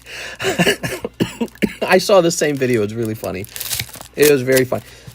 It was when she came back from Hawaii and she was talking very emphatically. You know, she had a sort of subdued voice to her, but people were saying that she sounded like she could have been drunk or something. And then, yes, somebody on TikTok posted an edit where she had like a bottle of Hennessy in her hand, and maybe that's a bit racist. I don't know if the Hennessy thing is racist, because I think I've heard of that before, but it could have been anything. You know, they could have put a goblet of wine, and she just came off kind of drunkish. It was very funny if you watched it. It was very cartoonish. Yeah, insider trading, says average card collecting. That is a crime. Insider trading. She's one of the richest, most powerful politicians now because she used insider trading to cheat. That's a crime. Here we are. Oh, man. Good thing you said one more. Look at that beautiful Umbreon V, man. That's gorgeous. All right. You're having a good night, Mr. Ernest. I like it. All right. Let's go ahead and finish the rest of the pack. Maybe it'll be a double hit box. We've had that happen one time. We've had one Korean box where it was double alt-art hits. Politicians and their family shouldn't be allowed to trade stocks. Yeah, you know, whatever works. Whatever the case is, though, they should not be able to do insider trading. That's basically going to have to be it. Insider trading. She is so wealthy. Should the government take that money back? Should she serve time for insider trading? No, because she'll be above the law. She did do insider trading. She knew stuff before the market did because she was ruling on regulation policy decisions for the market. And maybe it's the case that we just don't have any laws like that that would put a politician in trouble for doing that. But I don't know. If it had been on the other boot, maybe they would have been more aggressive with it, you know? All right, what do we got? Holo. But, you know, Republicans do it a little bit too, I've heard. They're all trying to do it, probably. There we go. I don't have a problem with politicians being wealthy either. They could be wealthy, but not from insider trading. That's just gross, dude. Just gross. Swampert. Martha Stewart went to jail. Yeah, she served time, man. And meanwhile, Nancy Pelosi gets to totally eclipse her in power and money, doing the exact same thing. There is no difference between what she did and what Martha Stewart did. In fact, she probably did it more than Martha Stewart in a more severe way. Because, again, she's actually helping make the decisions on how to regulate these companies. All right, there we go. Just disgusting. All right. Ta-da! That's for Ernest Bruff. Do I need to wait a month until you determine a price for the 5-ouncer? You can make me private offers. If I see something that I can't resist, I'll go for it. There's one for sale on eBay for like $2,200. And so that's probably around the price point that I think it should sell at. But again, I'm not so sure I want to sell it. I might just want to keep it because I might just want to sit on it, see where it goes from here. Is AP Mex a good site? I heard shipping's expensive. Oops, there we go. All right, Martha Stewart went to jail. I already read that. Fun conversation topics, guys. Those are fun conversation topics for me. They might not be as fun for you guys. Some people don't like talking about this kind of boring news. There we are. Boring politics kind of stuff. I heard Barron Trump talk for the first time. He sounded very, I don't know, like farty or something. Ernest. He doesn't have the suitcase accent anymore. I want my suitcase. He doesn't have that anymore. Send it back. Return. Okay, there we go. They should absolutely pass along Congress to ban stock trading. Seems common sense, right? Seems like no one would disagree with it, except the politicians who rule over us, who could have passed that law a long time ago. They've been doing it this whole time. We've been making news about it this whole time. They could have done it already. They know. They know we know. They don't want to do anything about it. How will I get rich as a politician if you pass that law?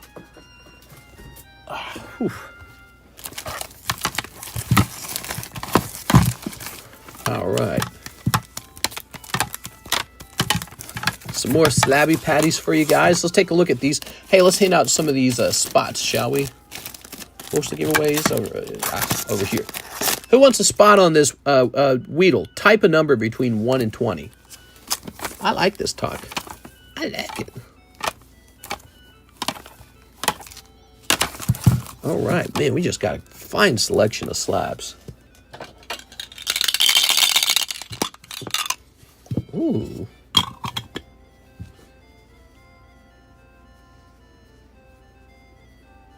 Ready? Ready? 4? Who got 4? That's America's favorite hoarder.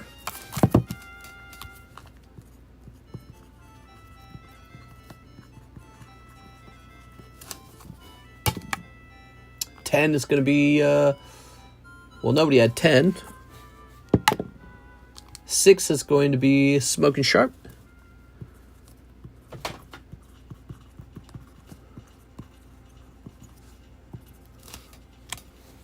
For shipping, I email Toy my address, right, mister? That's right. And that's going to be 2. That's right. You just email Laker Fan, LA. Laker Fan. I think he's a fan of the Lakers. You just email me that shipping address. 12. Moody Joe.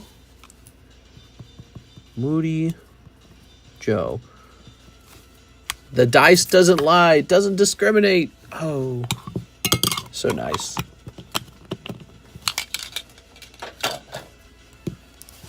We're going to give this away before the night's over. So what do we got here? We've got a $35 coughing poker card. I'm going to put it into the Holo Shuffle, but for $25. That's now a $25 card going into the Holo Shuffle. 1, 2, 3, 4, 5. Hammam had 6. Hammam had 6? No. No hits for Hammam. I don't know if that's accurate. All right. So this is going to say 109A coughing. 9.5. Done. I put 6 first. Nuh-uh. Nuh-uh. On my screen you didn't. Let me look. Did he put 6 first? Hammam. Nah, Smoking Sharp did, I swear. Yeah, you did. I see it now. Whose system was this anyways? I think this was Tammy's idea to do the dice rolling. She said, I love the dice rolling, TCC. You should do a lot more of it. So this is a 1, 2, 3, 4, 5, 6. And we'll do 7 this time for the star card. Tammy. Come on, Tammy. Nuh-uh. There, 48. And Gengar, 10. Minus 5. You scammed me on the dice roll. What? Put this back over here. I would never do. How dare you? Here's Snorlax, Puppy Tar, Miltank, Radiant Gardevoir. So this is for sale. It says $25. It's PSA 10, Donald Mickey. That's a nice card. This Snorlax is really nice. He would have to be 11 cards, though. I say we put him in. 1, 2, 3, 4, 5, 6, 7, 8, 9, 10, 11. He's just really nice. He should go in. Okay. Number 122. Snorlax. 10. How dare we say Merry Christmas? That's a really funny one. Merry Christmas. Okay. Merry Christmas, everyone. Actually, I think I had a funny TikTok saved for you guys. Let's see if I can find it. Is this what we've come to? Cardconomist shares TikToks with his friends. Let's see. Maybe not. Maybe I don't see it. No. Maybe it's under here. Hold on. Oh, I think this is it. Do not come. It's always this one, this sound effect. I'm coming. I don't want you to come. I'm gonna come. They're cheering and they're excited to see President come. Hillary's coming. Oh, as we came, we saw, he died. There you go. Your TikTok for the day. Wow, I feel enriched. Do you guys feel enriched? Man, it would suck if that was banned. What would I do? I don't even know what I would do if that got banned. All right, Pupitar. My mind feels expanded. 1, 2, 3, 4, 5, 6, 7, 8, 9, 10, 11, 12, 13, 14, 15, 16, 17, 18, 19, 20. Pupitar is the next $100 card, apparently, because I pulled him out of the box. And there he goes. Do you still go off of top chat instead of all chat? That's correct. I don't see the gear that allows me to change out of live chat anymore. It's gone. Yep, it is gone. You used to be able to have a button you could push to change to get out of it. It's not there anymore. Number 59, Pupitar 10. And this would be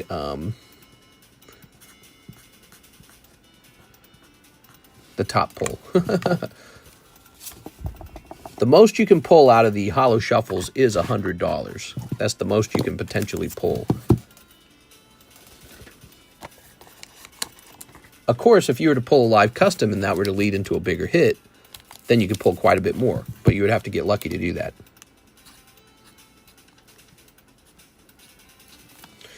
There you go. All right, he's going in. Oh, do we need to check for more orders? I didn't even just... Oh, there's another order in the queue. I'm so stupid. I've just been doing this the whole time. All right, give me a second. Let's see whose order it is. Hit refresh.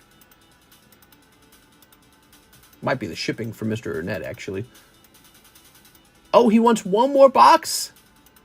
One more box, Mr. Ernett? Have you ordered a third? Let me make sure, let me know if that's true. Alex Garcia says, first time order... 2 OP-10, 3 EN, PRB1. Alex Garcia. Nice to meet you, man. I sent for one more box. Damn. We're going to open that in a second here. But first, let's take care of this order first. Ow. Ooh, that was sharp. All right, we're looking for the thing. I think we're opening a fresh box. Ow. Ow. Just cutting my hands up tonight. It's only 5:26. So early in the morning. And not at all in the middle of the night. Ooh. We're so late into the night that we're basically going to start meeting people on the East Coast. They're going to be waking up. Okay, there we go. And there we go. Nice. Okay, here we are. First time order, huh? Ooh, the air door. Okay, you got a full art called Air Door. Neat. Mm-hmm. Okay, and now you've got this stuff. Nothing interesting here. And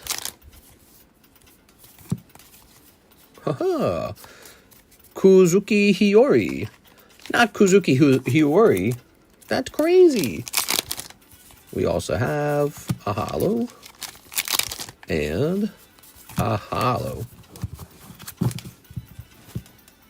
Very nice.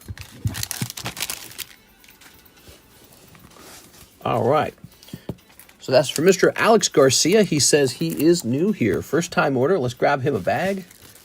Yo, Alex, what do you like to collect, Mr. Alex? A lot of Alexes in here.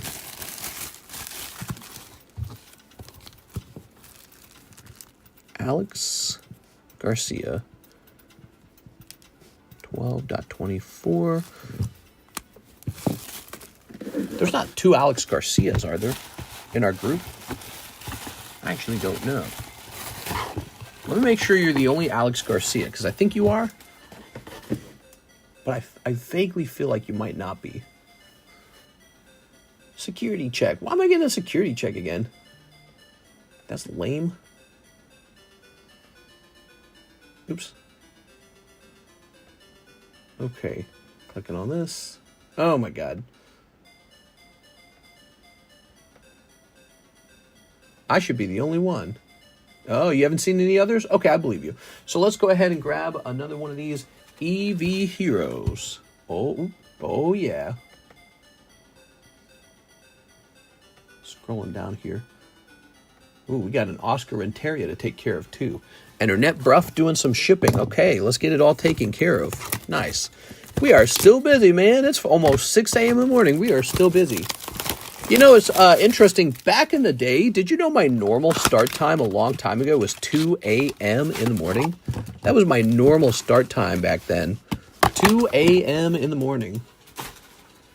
All right, let's get it.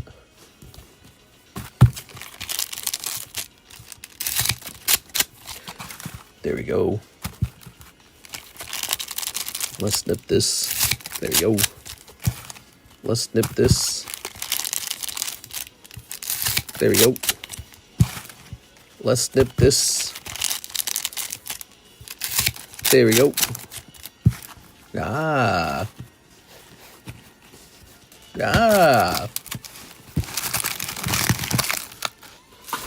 What do you guys think I should do after the live stream? Should I work out or should I eat a box of donuts? Here's a holo. Here's another one. Here's a holo. 2 a.m. in the morning and no daytime stream back then. Yeah, it was a very different...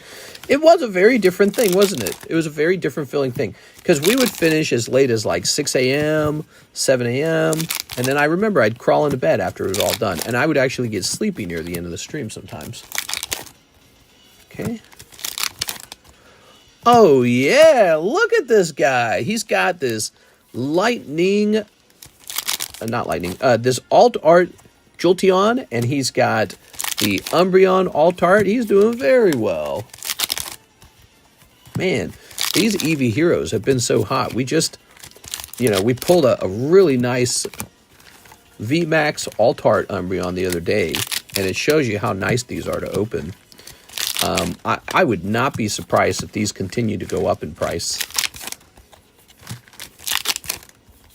All right, we're not expecting another hit at this point. Let's just zoom me through.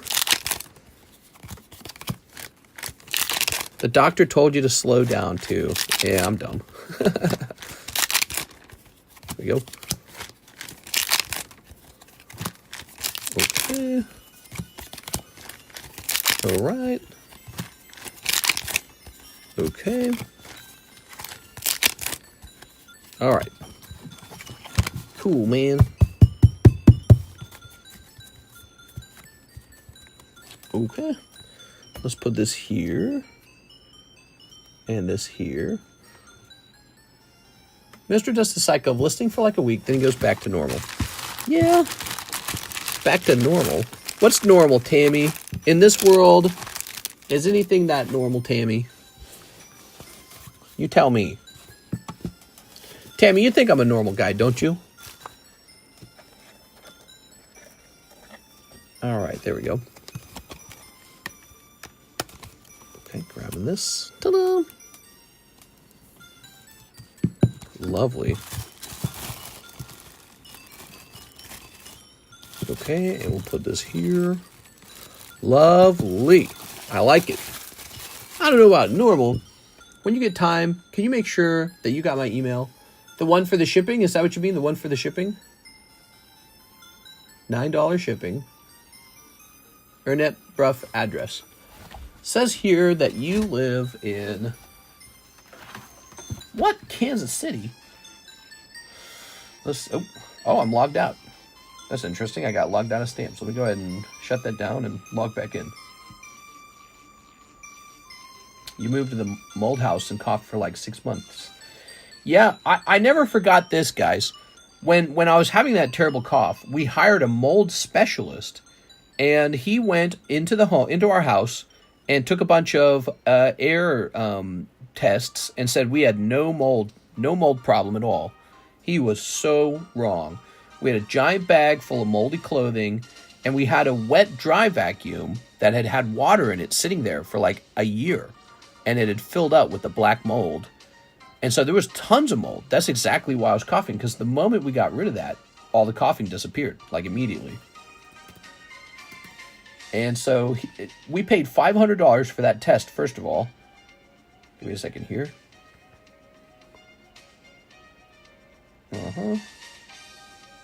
Grabbing your email. We paid so much money to have that test done. And it really left us with the feeling like, okay, you are supposed to trust the professionals, right? But maybe question them a little bit. You know what I mean? It made us feel like, man. Or how about this 2 years ago, this guy who did my root canal, and he left like a piece in the tooth or whatever, right? That's what the new dentist told me. He's like, well, you know. So I've been learning increasingly that the professionals are really just people who read a lot of books and had some practice, but that doesn't make them like God, you know what I mean? Like they don't know everything.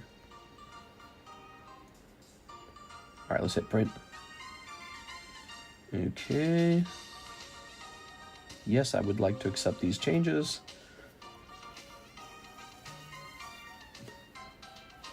All right. When you tested your house, did they test the walls or were they testing the whole room?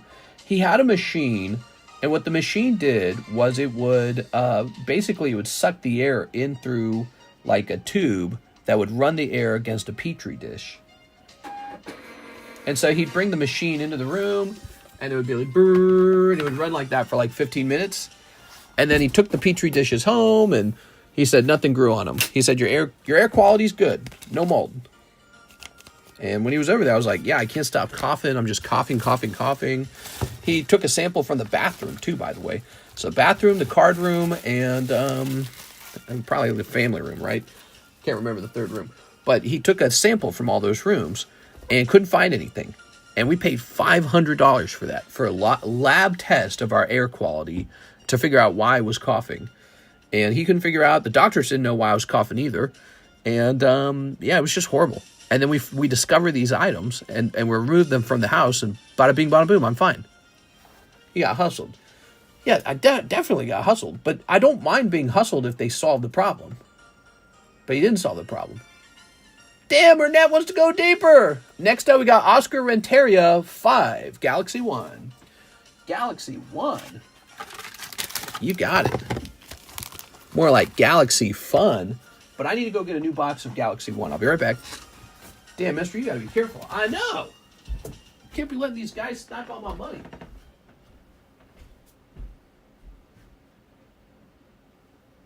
Alright, I don't actually know where I last put these Star Wars cards, so give me a minute. I'm gonna go searching for them.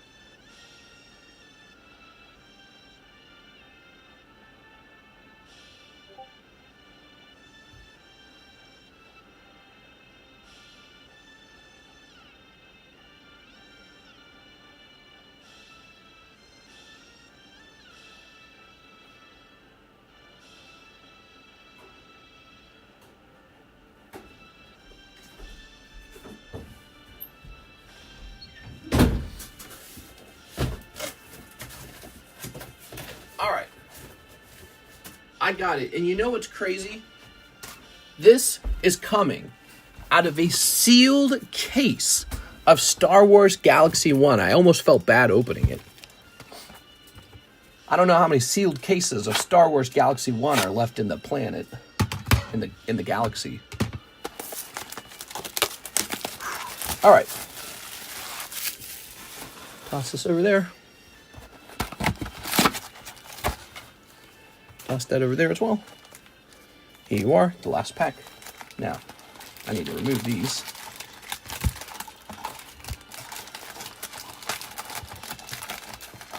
Wouldn't you like to open all these, Oscar? How nice would that be? Wouldn't that be sweet? Man, that'd be sweet. But you are not doing that. And these are going to go into this box here.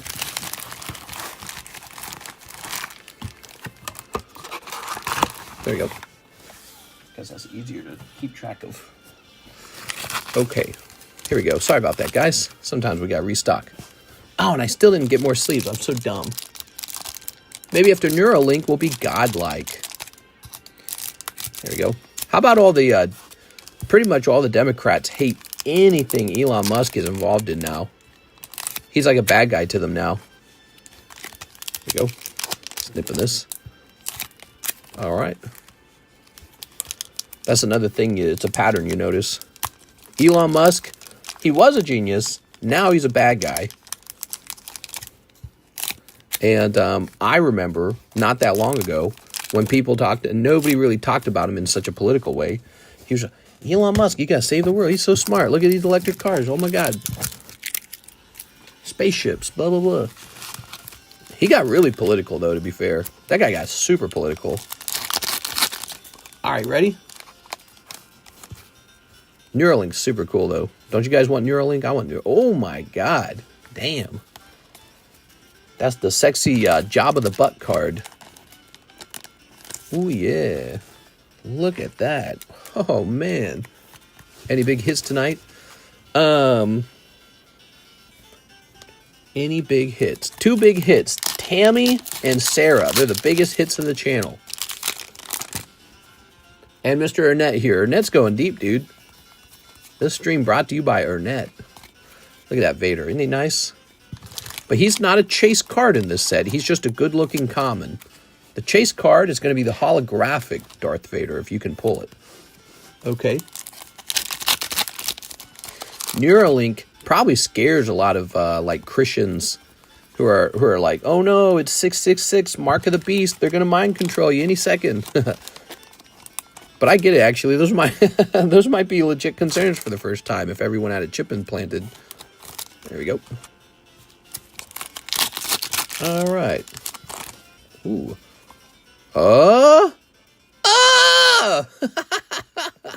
There it is. That's the, oh, and that came from the previous box.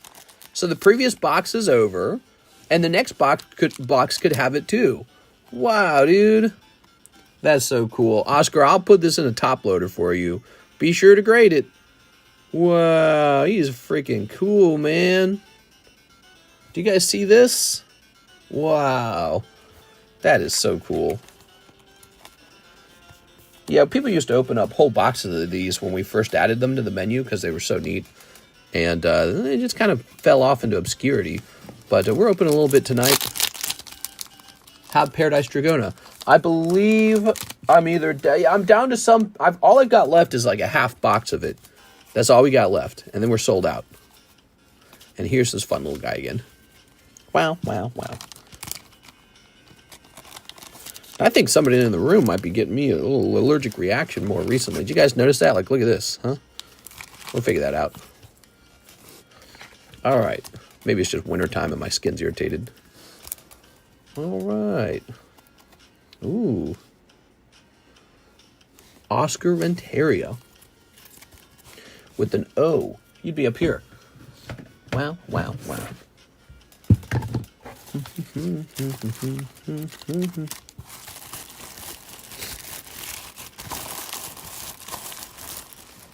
All right. So nice. Congratulations. Opening cards is so fun. Hey, you know, that was a really good moment. I'm going to go ahead and clip that.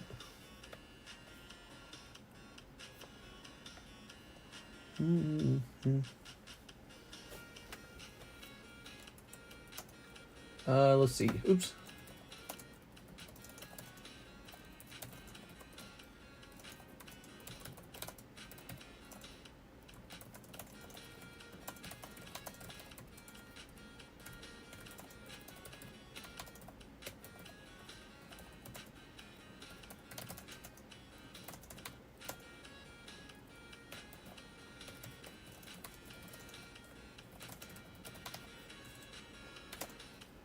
Okay, and this was around 3.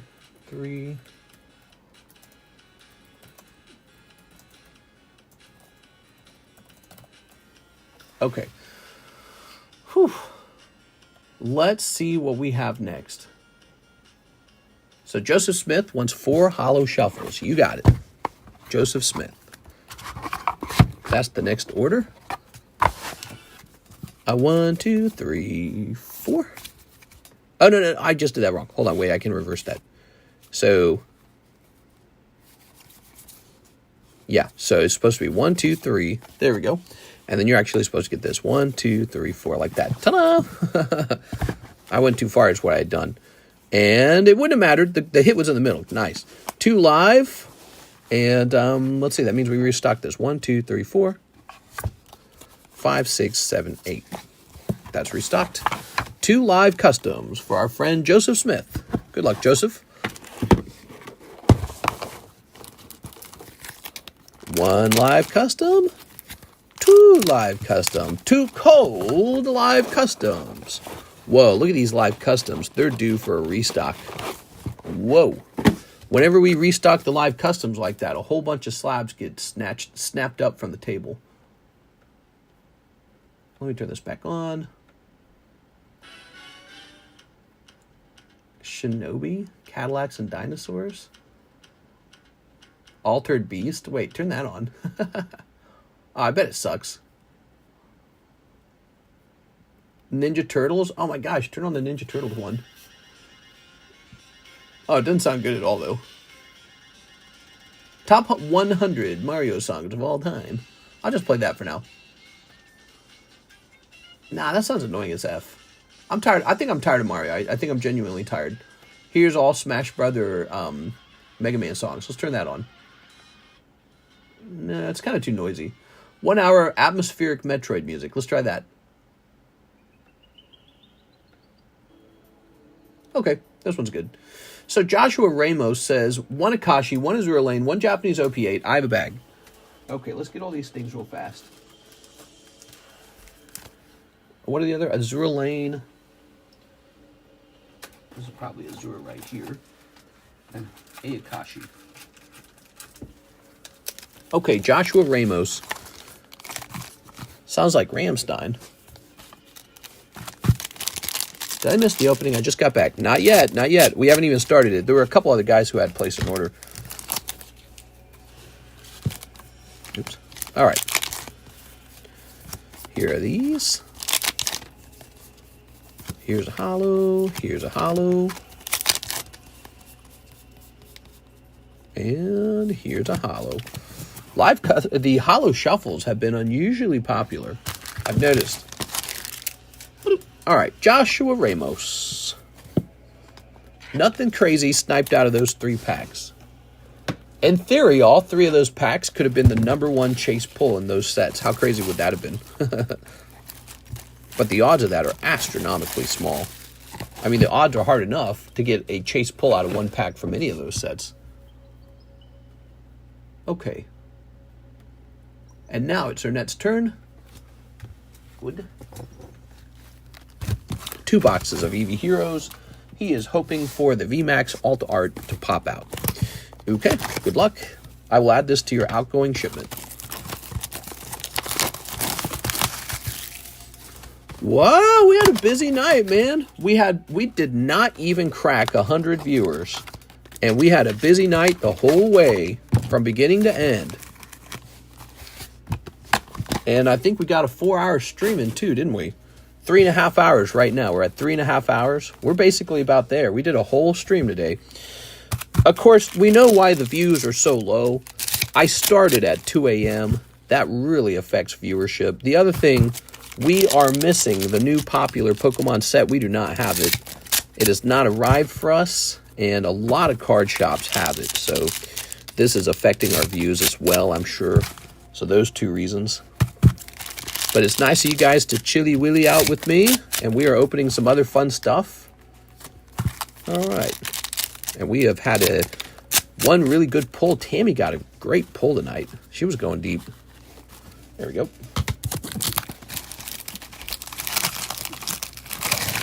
Throw this away.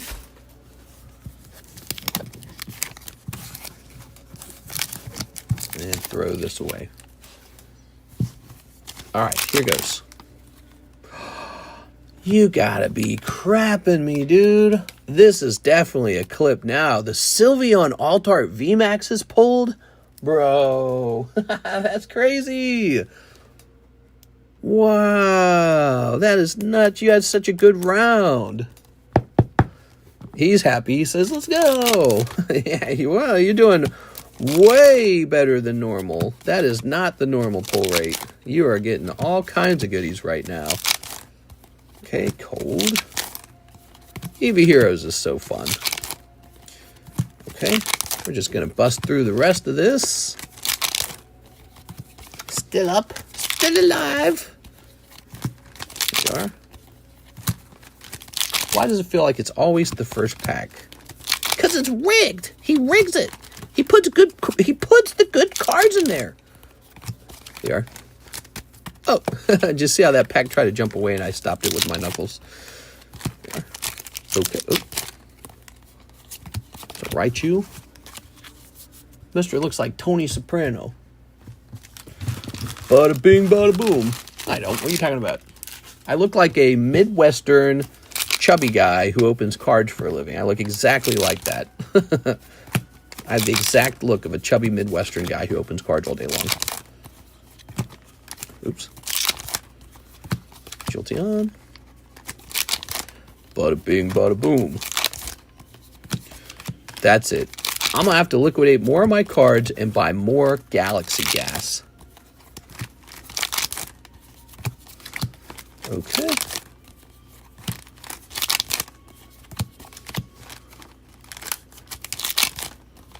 All right. Nice. He needs to start wearing overalls. Well, shucks. Welcome to my Pokemon card shop. Howdy do, y'all. Now, that's the South, man. All right, hold on. Let's grab this bag.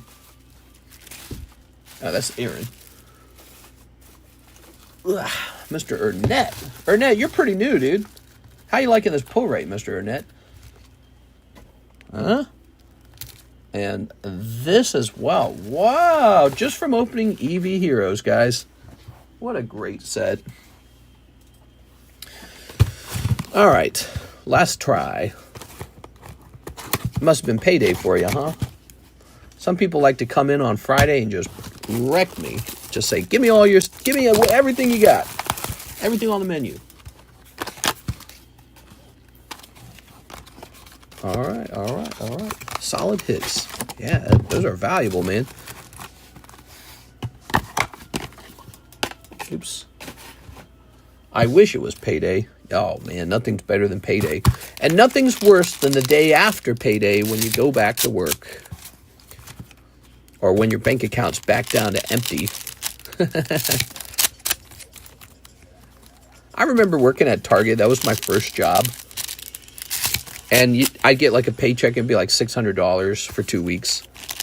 And I'd be like, oh, it's so good. I'd deposit it in the bank. And then I'd go back to work on Monday and it'd be like, oh my God, I don't want to be here. The hardest day of the week was Monday, by far. Because you were so far away from that paycheck, you know. I need more money after this. More money. More credits required. More resources. Ready? Ooh. Cold. Holo. Sylveon. Cold. Holo. Cold. Umbreon. Mumbreon. Cold. Raichu. Cold. Oh, I thought for a second it was yet another Altart. Crazy. Alright. Here's a holo. No! You could still have an Altart. Maybe it's in one of these packs. You'd be surprised it can happen. It could be a double hit box where one hit is the Glaceon, the second hit is an Altart. Here's a Leafeon. Holo. Does it cost 20 to ship international? It sure does, but only if your items are extremely lightweight. If your items get even a little bit heavier, it goes all the way up to $40. But then you can kind of float around in the $40 costs for a while. It's truly a calculated thing. Like more recently, I have been sometimes paying the... sometimes I'm the one who pays the duties customs fee on packages that I think could get stuck. But actually, I guess I don't do that 100% of the time. It's just an experiment. But yeah, the international shipping scale is 20, 40, 80. $20 USD, $40 USD, $80 USD. Very happy to have international customers. I've serviced a lot of international customers over a very long period of time. Sometimes international guys like to buy with me because what they do is they open up a lot of cards that cost a lot of money to open, but if they don't do very well, they don't really have to claim that. They don't have to pay import fee, right? Because they'll just say, well, it's not very valuable. You know what I'm saying? So let me give you an example. Let's say you open up like, I don't know, like $500 of booster packs, but you got unlucky that time and it was just like some junk. Well, you don't really got to claim that. You know, if you get like $30 of junk pulls because you were unlucky, well, if you had imported those sealed booster packs, you would have paid an import on the whole booster. But if you open it overseas and then ship it, you can just say like, well, that's like $30 of cards, you know? All right. So sometimes they like that. There's a certain, you know, there's like a value to it almost to have the pack open before shipping. All right. Wait, Mr. Did I in my city or state for my address? You did not, but my software was able to detect it. Okay, Mr. Mike Side, I'm going to let Mike Side know.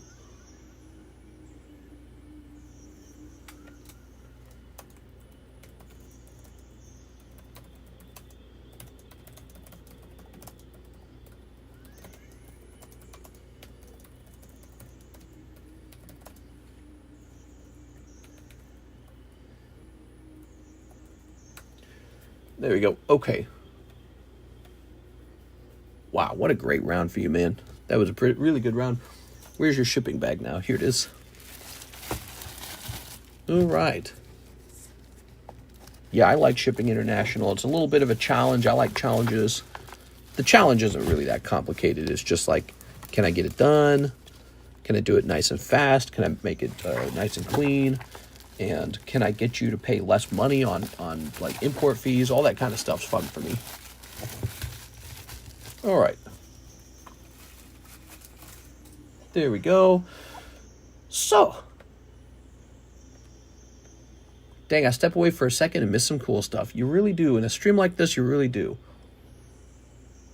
Now we have Joseph Smith. One live custom. Joseph Smith. Here you go, Joseph. It's cold. That is a cold live custom. Joseph Smith, cold live custom. Okay, let's get a little rotate on these slabs, shall we? Oh, actually, this was about to go into the Holo Shuffles. 1, 2, 3, 4, 5, 6. Okay, that's Radiant Gardevoir. That's a nice card to pull for $5.